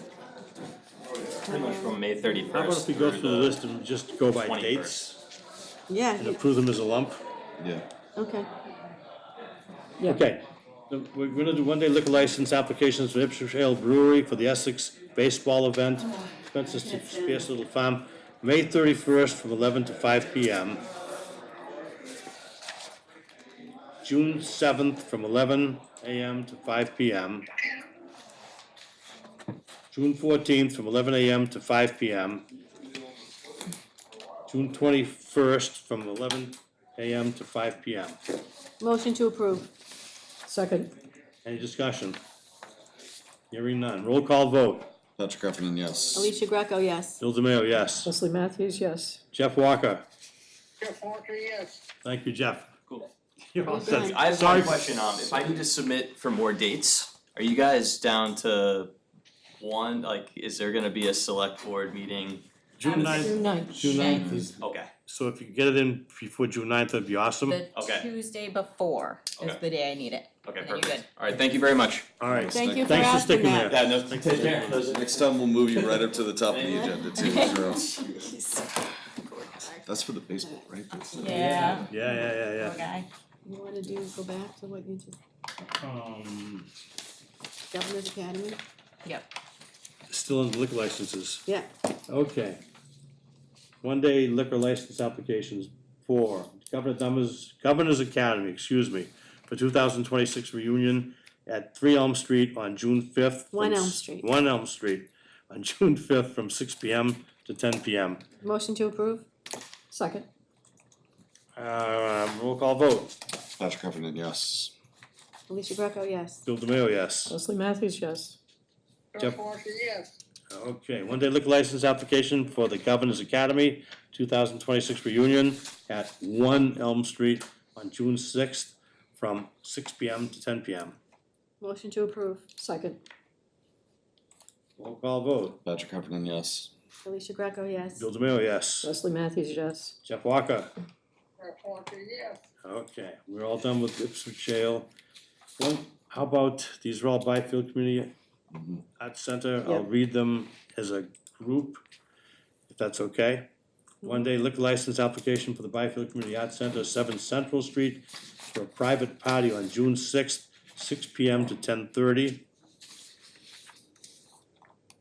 Can you take them all? July 10th from 7 p.m. to 10:30 p.m. And July 19th from 4:30 p.m. to 10:30 p.m. Motion to approve? Second. Roll call vote. Patrick Heffernan, yes. Alicia Greco, yes. Bill DeMayo, yes. Leslie Matthews, yes. Jeff Walker. Jeff Walker, yes. Amendment of Merrimack Valley Public Health Alliance intermunicipal. No, let's No. do Let's do Barbara first. yeah, Barbara? let's do I don't know if you need me here or the not. short-term rentals. Okay. Short-term rentals. Would it be okay if I read the list? And if I had exception with one, you can flag it? Please do. Okay. Barbara Hopkinson, 64 Northern Boulevard, permit STR 26-027. Joel Ouellette, 293 High Road, permit number STR 26-035. Joel Ouellette, 295 High Road, permit number STR 26-036. Josh and Rachel Moore, 124 Northern Boulevard, permit number STR 26-037. Lynn and Dave Williamson, 1 Southern Boulevard, permit STR 26-038. Paul Vieira at 21 Fordham Way, permit number STR 26-039. Michael Fisher at 37 Southern Boulevard, permit STR 26-040. Karen Anderson at 128 Northern Boulevard.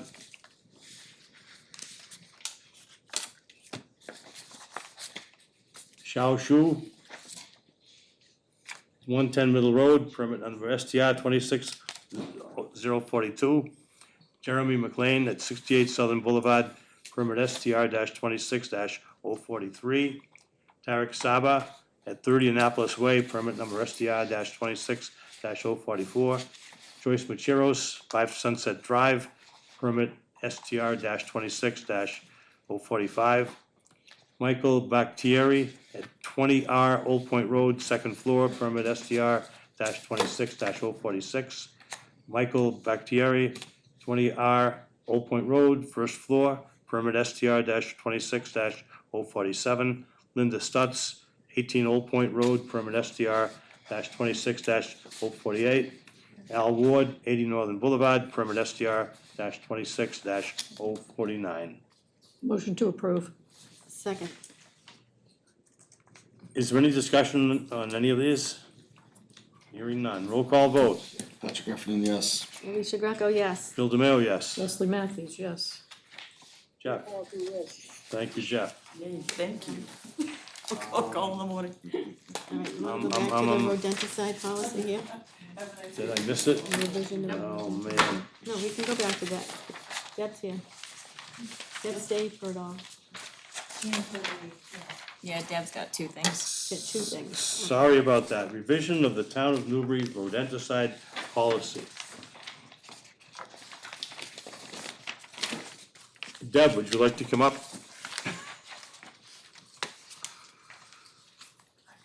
Tell us what's happening, Okay. please. So yeah, I submitted your revised policy, proposed policy to the board. With the board revisions on more of a permanent type of waiver for the police station, which has absolutely been a problem area in that area.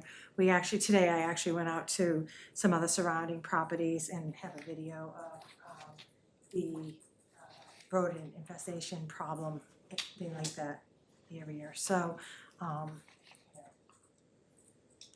That's all I have really. So what's our motion? To accept the, I'm trying to get there, hold on. This is one that's immediately. So you want us to modify? No. We want to modify. we want. Yeah, we. This is your policy. Yeah, so we need to modify. Yes. Not you want us. We need to modify. Do you have it like that?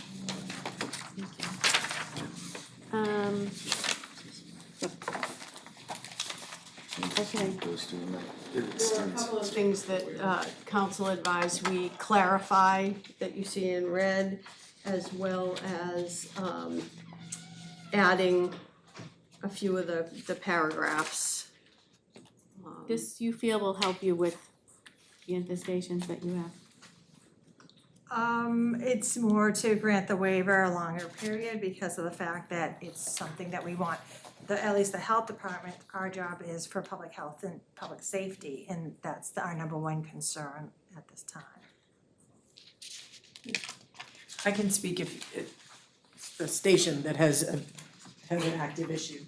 The things that we've tried aren't keeping the rodents out of the cruisers. So to have to re-request an extension every 6 months, 6 months is what I'm on right now, for a problem that I feel confident we know is going to maintain and continue to be a problem.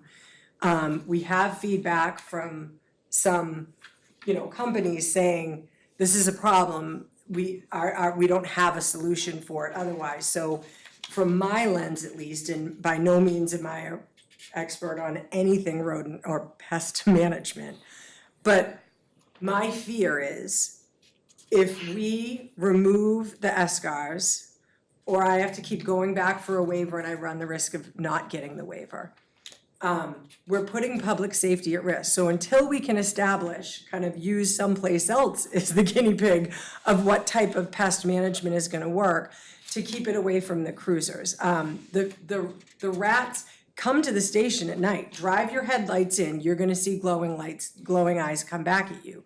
Like, it's not a secret problem. You can see it if you pull into the driveway, on the overnight shifts. And there's been suggestions, a number of different suggestions, some that seem good, some that seem out there.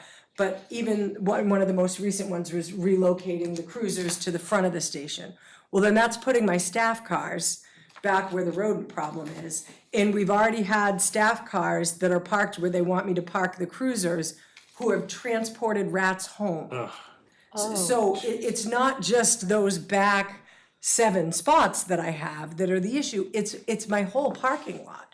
I'm not gonna put visitors to the police station out back where the rat issue is. It just, so I'm looking to kind of put this in the rearview mirror with keeping it on a mindset that if something better, an alternative comes up, I will reconsider my stance on public safety, but right now, unfortunately, I have to think of humans, my officers, and town liability. And I think trying alternatives right now in this setting, I'm not the setting for alternatives until they're founded. So that's kind of my take for the police station lens right now, and I know there's groups that don't, support my lens, but that's my lens, that's my priority and my commitment to the Well, the town. public safety priority is our priority as well. Yeah. Thank you. So, Mr. Chairman, I move that we amend the rodenticide policy as presented in our packets. Second. Okay, are there any questions, any discussion? So a roll call vote, Patrick Heffernan, yes. Alicia Greco, yes? Bill DeMayo, yes? Leslie Matthews, yes? Jeff? Bill Parker, yes. Thank you, Jeff. On behalf of everyone who works at the station, you guys, thank you so much. I really appreciate this. Thank you for what you do. Thank you for what you're putting up with. Never on my chief bingo card did I have learning about pest management. I just want to be clear about that. Can you share the craziest idea you've heard? I'm just curious. The craziest idea you've heard for getting rid of them. I don't want to put any agency or individual on the spot, but privately, I would love to share some of the ideas that have been put on the agenda. And honestly, some of them, we've tried the dryer sheets, we've tried the peppermint spray, things that seem within reason, we're giving a shot to, and we haven't seen success with it, but we have some that I'm like, all right. Yeah, Thank you. thanks, Patty. Sorry you had to wait it out so long. No, it's okay. And that's why they've been around so long. All right, next is the amendment to the Merrimack Valley Public Health Alliance intermunicipal agreement for the Public Health Excellence for Shared Services Grant to add the city of Newburyport.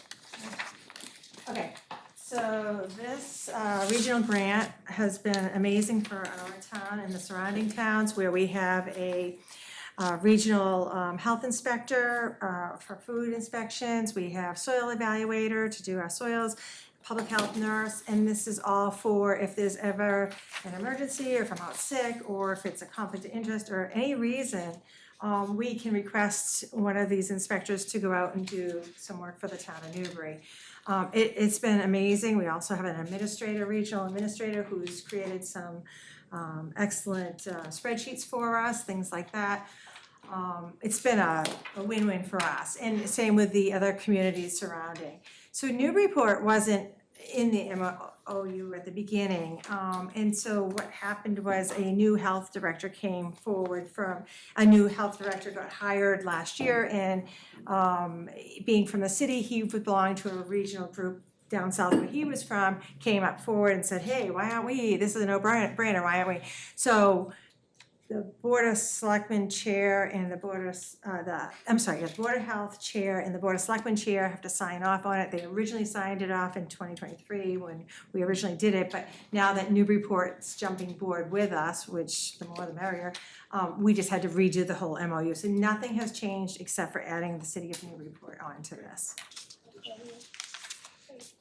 Thanks. Okay. So, Mr. Chairman, I move that we amend the Merrimack Valley Public Health Alliance intermunicipal agreement for the public health excellence for the shared services grant to add the city of Newburyport as requested. Second. Okay. I don't think there's any discussion on this. Roll call vote. Patrick Heffernan, yes. Alicia Greco, yes? Bill DeMayo, yes. Justin Matthews, yes? Jeff Walker? Yes. Okay. Thank you, everybody. All right, thanks, Deb. Review and approve 2026 business license renewals. General business auto/marine automotive repair. Anthony Mendez doing business as Zeus Performance LLC at 86 Newburyport Turnpike. Move to approve? Second. Roll call vote.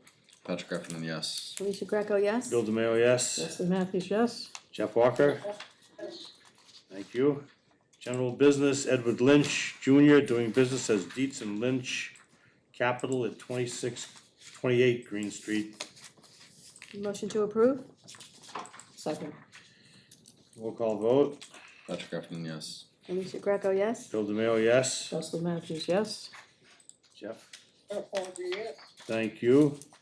Review and approve 2026 commercial clam permit renewal application. Douglas Foley at 9 Bittersweet Lane. Motion to accept? Second. Roll call vote. Patrick Heffernan, yes. The fish commissioners, this all came through them and everything, right? Correct, they had to have a special meeting for these three, the one renewal and the two, but yes, they did meet on. Alicia Greco, yes? Bill DeMayo, yes. Leslie Matthews, yes? Jeff? Yes. Okay. Review and approve 2026 new commercial clam permit applications. I'll do both. Justin Brown of 167 High Road, Josh Sava of 90 Middle Road. Motion to approve? Second. Roll call vote. Patrick Heffernan, yes. Alicia Greco, yes? Bill DeMayo, yes. Leslie Matthews, yes? Jeff? Yes. Okay. Next is review and endorse the chapter 70 report card letter. This is a letter that I crafted. It's buried in here someplace. Yeah, I've got the copy here, here's the copy. You want this? Yeah. Oh, Maura Healy? I saw that in you. It's addressed to Governor Maura Healy and the Lieutenant Governor. And it's regarding analysis of Triton Regional State Aid and local assessments, comparing fiscal year 22, that should have been 2002. 2002. Yeah, it should have been 2002. It is 200. No, up in the regarding. Oh, that's a No, typo? okay, two, I get the notation. It should be 02, I think, right? Fiscal year 02 versus fiscal year 2027? Yeah. Yeah. In the very first, Okay, sorry, the typo, that's all. All right. Oh, yeah, I see. Oh, that FY part of the very, yeah, yep. So maybe we can, if we have to sign that, we can do it Yep. another time.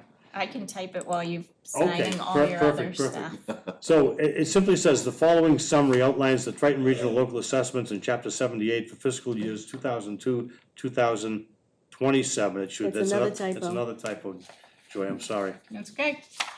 The data used for this comparison was provided by Superintendent Brian Forget, Triton Regional District. The attachment A, which is in the back, was an attachment to this. And all it does is say operating expenses in 2002 were like 26 million, 2027, was 56 million. The difference between those 2 years was $30 million. That's an increase in that 24-year time period of 118%. Chapter 70 state aid, 8.8 million grew to 9.8 million. It's an increase of almost $1 million. It's only a 10.4% increase in 24 years. Local assessments, 15.6 versus 45.9, an increase of 30 million. Local assessments, the taxpayer went up by 194%. Regional transportation, the same kind of numbers, it went up by $51,000, 5.9%. So I just said that these figures highlight a critical need for external support. The challenge requires a collaborative approach, and our municipality is one of many currently navigating these circumstances. I think it's like a Newbury statement of, we need some help and we're not alone. I love it. Yeah. Okay, and I thought if we had signatures of the board, and on the back, send it to the local reps, Bruce, Yeah. Brian, so on and so And I'm forth. glad you're including Adam. Yeah, that was Tracy's idea, to make sure we added MMA people on there. What, Jeff? I said, good. Yeah. All right, so I move that we sign this letter and send it off Thanks. to the governor. Second. Okay, roll call vote. Patrick Heffernan, yes. Alicia Greco, yes? Bill DeMayo, yes. Should we wait for the amendment? It's just the dates, No, Yeah, this is just voting to sign it. we'll have it ready to sign. Okay, Leslie, yes? Leslie, yes. Thank you. Jeff? You said yes already? Okay, thanks. Okay, next is an evaluation of one-day liquor license fees. There's a sheet in here. Here. In the telephone book. It is a telephone book, yeah. we have to Okay, do. that's, Joy has researched it. Currently, we charge $50 per day for a one-day liquor license, regardless of all alcohol or wine/malt. Newburyport charges $100. Okay, West Newbury is $100, all alcohol, $50 for just wine and malt. Haverhill is $125, all alcohol, $100 for just wine and malt. Salisbury is $0, nonprofit, $100 for business. Ipswich is $50 for all alcohol, $30 for wine and malt. Topsfield is $50, Boxford is $50, Hamilton is $100. We charge $50, so, I just lost Jeff. Jeff, did we lose you? No matter. Hey Siri, call Jeff Walker. Call Jeff Walker. Calling Jeff Walker.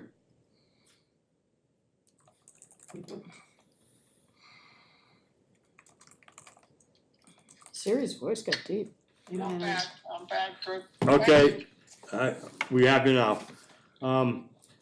So Jeff, we were looking at the one-day liquor license fee comparisons. Yep, I heard that. Yeah, okay, so we do $50 per one day, regardless of all alcohol or wine and malt. It seems like everybody else is pretty much 100. Most everybody. Boxford and Topsfield still 50. But Newburyport, West Newbury, Salisbury, and Hamilton are all 100. How come Raleigh's not on here? Now, is that, What do you think they do? Come here, see. is that two licenses or one license, just one license? One day liquor license, one of them. Yeah. I don't know, sometimes I think, give people a break. It's expensive enough, but I don't know. I'll do what anyone wants to. Joey, what are you looking at? Looking for Raleigh? Yeah, I had tried to find it when I put this together for you, and I'm just trying to see if I can find it quickly, but for some reason it's citing to Agawam. Do we wanna No, wait it's to get all right. Raleigh, or do we wanna talk No, about this tonight? we can talk about it Or should we tonight. do it- It's just one community. Should we do it for, match the 100? Do you wanna up it to 100? What was West Newbury? Had two different prices? 100 for all alcohol, All? 50 just for wine and malt. So the only ones who are eligible for an all alcohol license is a nonprofit. Just so you know. In Newbury. No, that's the state. The state. To get a one-day liquor license, you have to prove that you're a nonprofit to be eligible. So like Ipswich Ale, when he was here before you, they only were getting wine malt 1 days. So.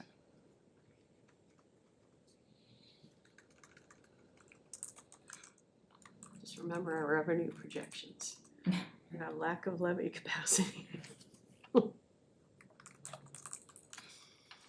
do you think? Well, if we go up $100, we won't be the lowest at the bottom, we won't be the highest either, we'll be in the happy middle. Happy middle, yeah. $100 in Hamilton. $100 in Salisbury, $100 in Haverhill, $100 in West Newbury, and $100 in Newburyport. So, Mr. Chairman, I make a motion that we increase our one-day liquor license fee to $100. Any discussion? A second for that. I'll second it. Any discussion? How many liquor licenses do we issue a year, roughly? I'd say off the top of my head, maybe 27 to 30. 27 to 30. They are restricted under the law that each individual applicant can only get up to 30 a year. So that's why we do have to actually track it. So someone like the BCAC can only get so many. Yeah. So these are just like for weddings and the BCAC and. Usually, if, they have like the beer trucks at Spencer Pierce, the little farms, I'm just thinking of other ones that I've signed off on. And then, you know, nonprofit fundraiser type things, but it's usually, those are usually the events. I made a motion, there's a second, I mean, Any- I'll do whatever. Any discussion? Any more discussion? What are you thinking, Patrick? I think maybe Jeff sort of, I'm not super inclined to raise it, cause it's not, I take your point, Tracy, but it's not gonna be a huge new flow of money. And I mean, in a way, I look at that and I think, we're not Haverhill and we're not Newburyport. No, We're we're even not. Salisbury, No. so we can stay just being Newbury. What did you say in a year, Joy? How many one-day liquor licenses? I think it's high 20s, maybe low 30s. So I that's don't only have the number off the top of my $1,000, head. I think, 20 times, let's leave it. But to the person who's getting the liquor license, it may mean a lot more. So you're saying leave it at 50? Leave it Yeah. at 50. Yeah, I That's think, what I said. I'm inclined to say leave it at 50. All right, so All the right. motion is to increase it to 100. Are we voting? Yeah, we have to. So call vote. Patrick Effernan, no. Alicia Greco, no. Bill DeMayo, no. Austin Matthews, no. Jeff? Walker, no. Okay. The next one is entertainment license fee comparison. We charge $30 per one-day entertainment license, $115 per annual entertainment license. Hamilton is $100 yearly, $50 for 1 day. Andover is $85. Rowley is $100 annual, $25 1 day, $20 1 day on Sunday. Georgetown is $50, $75, 50 on Sunday, $75 on weekly. Ipswich is 100 on weekdays and 400 annual. Wow, 400 All over the annual. map. Yeah. 30 1 day or Sunday. We're at 115 annual. So we are higher than Hamilton yearly, we're higher than Andover, we're higher than Rowley. We're not as high as How many Ipswich. entertainment licenses do we grant? We only do approximately 5 or 6 annuals. That's why we had them come with their liquor licenses. And then entertainment licenses are not that high. I think the number's under 10 Yeah. for 1 day. Mr. Chairman, I move no action on that one. Second. Yeah, because if you get an entertainment license, you have to get a liquor license too. You're gonna sell booze. Yeah. Yeah. And What some. the hell? Alright, so the motion is take no action. That's what I moved. Second, You second, I think. you seconded it, Seconded it, okay. yeah. Roll call vote. Patrick Heffernan, yes, to take no action, right, I'm confused what I'm voting on. Alicia Greco is a yes. Bill DeMayo, yes? Leslie Matthews, yes? Jeff Walker, yes. Okay, thank you, Jeff. Thank you for looking at that. Yeah, it's good to know, Um, actually, Yeah. yeah. We did both of those, right? One day liquor license and same with town administrator report. Thank you, Mr. Chairman. So we, as you know, we've just wrapped up the annual town meeting, and the adjournment of the annual town meeting is the first step in working towards completing our tax recap sheet and setting our tax rate. So now our focus is gonna be on closing out 2026 and setting up 2027. With the completion of the annual town meeting and the budget, we have zero levy capacity in our operating budget, and our revenue picture, as you know, is very bleak. We have a current snow and ice deficit of almost $135,000. Our finance committee will be taking action on a reserve fund transfer request at their next meeting.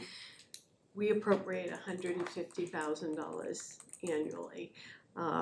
We haven't had a deficit of this magnitude in quite some time, but we haven't increased our reserve fund transfer line item in a long time either, so that's something that probably, as time goes on, you wanna think about evaluating it and looking at. It's only 75,000, isn't it? I'm sorry? What's the reserve fund? $150,000. I thought it was 75. Okay. No, $150,000. I just wanted to let you know too that Verizon has approached the town. I've been meeting with them. They're interested in providing cable television services in Newbury. Very excited at the possibility of bringing some competition into town. Maybe that'll help keep other rates lower. But I do need a vote of this board to allow me to initiate the cable television process, the licensing process, so. With Verizon? Yep. I move. Well, not with Verizon, we'll invite Invite. anyone to come in, but So who else is Verizon there? will be So the motion is to allow me to initiate the cable television licensing process. I move that we empower the town administrator to initiate the cable licensing renewal process. Second. any discussion? Hearing none, roll call vote. Patrick Heffernan, yes. Alicia Greco, yes? Bill DeMayo, yes? Leslie Matthews, yes? Jeff Walker, absolutely yes. Thank you, absolute. Orchard Street, Middle Road to Thurlow's Bridge milling and paving was set to begin today. Oh, it did. Yep. Okay. Newbury I'm sorry, Town. what, I'm sorry, Middle Road to Thurlow's Bridge, Mhm. what did you say about Orchard Street? Orchard Street and Middle Road to And Middle Road. Thurlow's Bridge, milling All of and Orchard? paving. All, oh, wow, okay, All of Orchard. Believe so? okay. So we're starting that season? Yes, we are well into that season. Well, they milled It starts quick. They milled Middle Road already today, and then down by your Oh, house yeah. already, Yeah. gone. Yep. The detour sign at the end, out I of saw the thing, that sign. which is super confusing. Cause when I took it and followed the sign, it was blocked off to get on the Boston Road, so I had to whip around the other way. By the time Maureen left the house, she went the other way, and she had to whip around because she couldn't go past anyway. Yes, Nice. they have definitely started the work, I'll so. mention that to them. No, I'm happy for it, I'm happy for it, Yeah. I'm super happy for Yeah. it, it needs it, it's great, I'm glad they're doing it, it just was kind of funny way to start the day, The way so, they, okay. You may have noticed Newbury Town docks have been installed. The DPW assisted the harbor master in making some necessary repairs to the docks, flotation elements. Navigational aids are in the water, so that season's up and running too. MVPC has notified us of a new initiative called Going with the Flow, aimed at gathering regional data to advance floods and stormwater mitigation. So they're gonna look throughout the community for flooding hotspots, identify those, and hopefully work with us to develop strategies in the future for applying for grant funding to remedy the situations. What else have I got here? Thank you to Governor's Academy for inviting Chief Fisher to attend the Anti-Defamation League 2026 Essex County Law and Education Day as a guest. I don't know, do you wanna talk about that at all, or? Sure. Chief? It was an amazing breakfast, very educational. As many of you know, I was awarded, was that last year, was awarded the Lapin Foundation scholarship to go to DC to visit the Holocaust Museum and have the educational day specifically designed for law enforcement on law enforcement's role in the Holocaust, and that was amazing. So this was just a very kind, generous follow-up to that. One of the Essex County chiefs, Chief Lalatcher received one of the awards for them, and then one of the teachers from Gov's Academy received the education award. So it was an honor to be there, not just with them, but while one of their staff members received an award. So it was a great day. I think it was the Dean of Community and Belonging, Michelle De La Guardia. Yes. Yes. So, Thanks, Chief. yeah. Nice. And then just an update on the short-term rentals, 49 permits issued to date, collected over $12,250, so the Inspectional Services Department is moving forward. Joy's keeping great track of it. That was just a total of. That's just the like- permits, Yeah, it's that's like- just the permit yeah, fees, yeah, yep, yep. What other piece is there? The piece that we just 6%. voted at town meeting, once the Oh, AG's the office tax, approves yeah. that, Tax. and DOR will start collecting the tax fee as well. That's it? Thank you. Yes, of course. Correspondence. Cable license expiration notice from the Department of Telecommunications and Cable. I guess we don't need to do this cable advisory committee anymore, right? Nope. So this is something we can just, Yeah, so that we just voted to empower her to do yeah, it. that's it. National Grid notification to carry out late winter, spring mechanical control, cut surface or basal treatment on rights of, it sounds like a surgical procedure. No, it's- Basal treatment on rights of way that pass through the municipality. So that document is in our package someplace, I think. Meeting updates. Anything, Patrick? No. I don't have any meeting updates. Jeff, did you have any meeting updates? No, Okay, went to the Memorial Day Parade Saturday, that was a meeting, but it was a very good thing to attend. We were And, all there, yeah, considering pouring the rain, yeah, weather. everybody was there, yeah. Who's there? And actually, quite a few people there Yep. for, Sir, if I may, apologies, the police department, we've always been represented. We send our officers over, we're very short-staffed right now, but the officers were tied up with an arrest, on the other side of town. Is that what happened? I So wonder that's why. the reason that we weren't represented there this year, and I just wanted to share that with you, and I deeply apologize Totally for the lack understandable. of representation for that. yeah, that's fine. I'm sorry. I got wind of the fact there was something big going on, so I Oh, good. Hope you shared that with Tony, because, questioned it. yeah, we're always there, I know. we always have I a know. presence, and it was unannounced, that we weren't gonna be there, because who would have thought we were gonna have what we had it. Fully expect the fire department to get a call sometime. I wondered When that all the myself, trucks are if they there, get a yeah. call while they're all sitting on the side of the They'll road. jump in. Because Oh, I at the Wreaths Across America, a call came in for the fire department and they had to leave. Yeah, so that, I just wanted to explain No, thank you. to everyone who was there, the reason that we didn't have a Well, presence you were this year. very much missed. I'm very sad we weren't there. I think that's it for me. Leslie? Oh, I'm sorry. You went to DCC. I went to DCC last Thursday night. And it was interesting, it was scheduled for 5:30 and Oh, cause there was a, it's Concert or something? sports event or something, I think. And Linda was there from the school committee. And hardly any people there. At the next meeting, you'll be interested, they're gonna try to review the regional agreement to Triton for the third or fourth time. And they're looking for ways to do something to help decrease the budget that Triton has. Good luck to them, and that's why I wanted to have the meeting with our Newbury School Committee people and ourselves, GCR people, whatever, the whole select board, just to have some cohesiveness there. Leslie, did you have anything? I don't have anything, I just an announcement that on it's the 27th of June, 28th of June, there'll be the Veterans Luncheon down at the Oaks. Yeah, their annual afternoon luncheon. Oh, good. I think I published on Facebook the Veterans, Eastern Essex District fishing trip for veterans. And I did go to the Veterans Lunch last Wednesday. And, At the Council on Aging. at the Council on Aging, thank you. Good turnout? Yeah, really good turnout, and there's a representative for the outfit that flies veterans to Washington DC for a day trip, and he was encouraging people to fill out applications to do that. That was nice. Yeah. All right.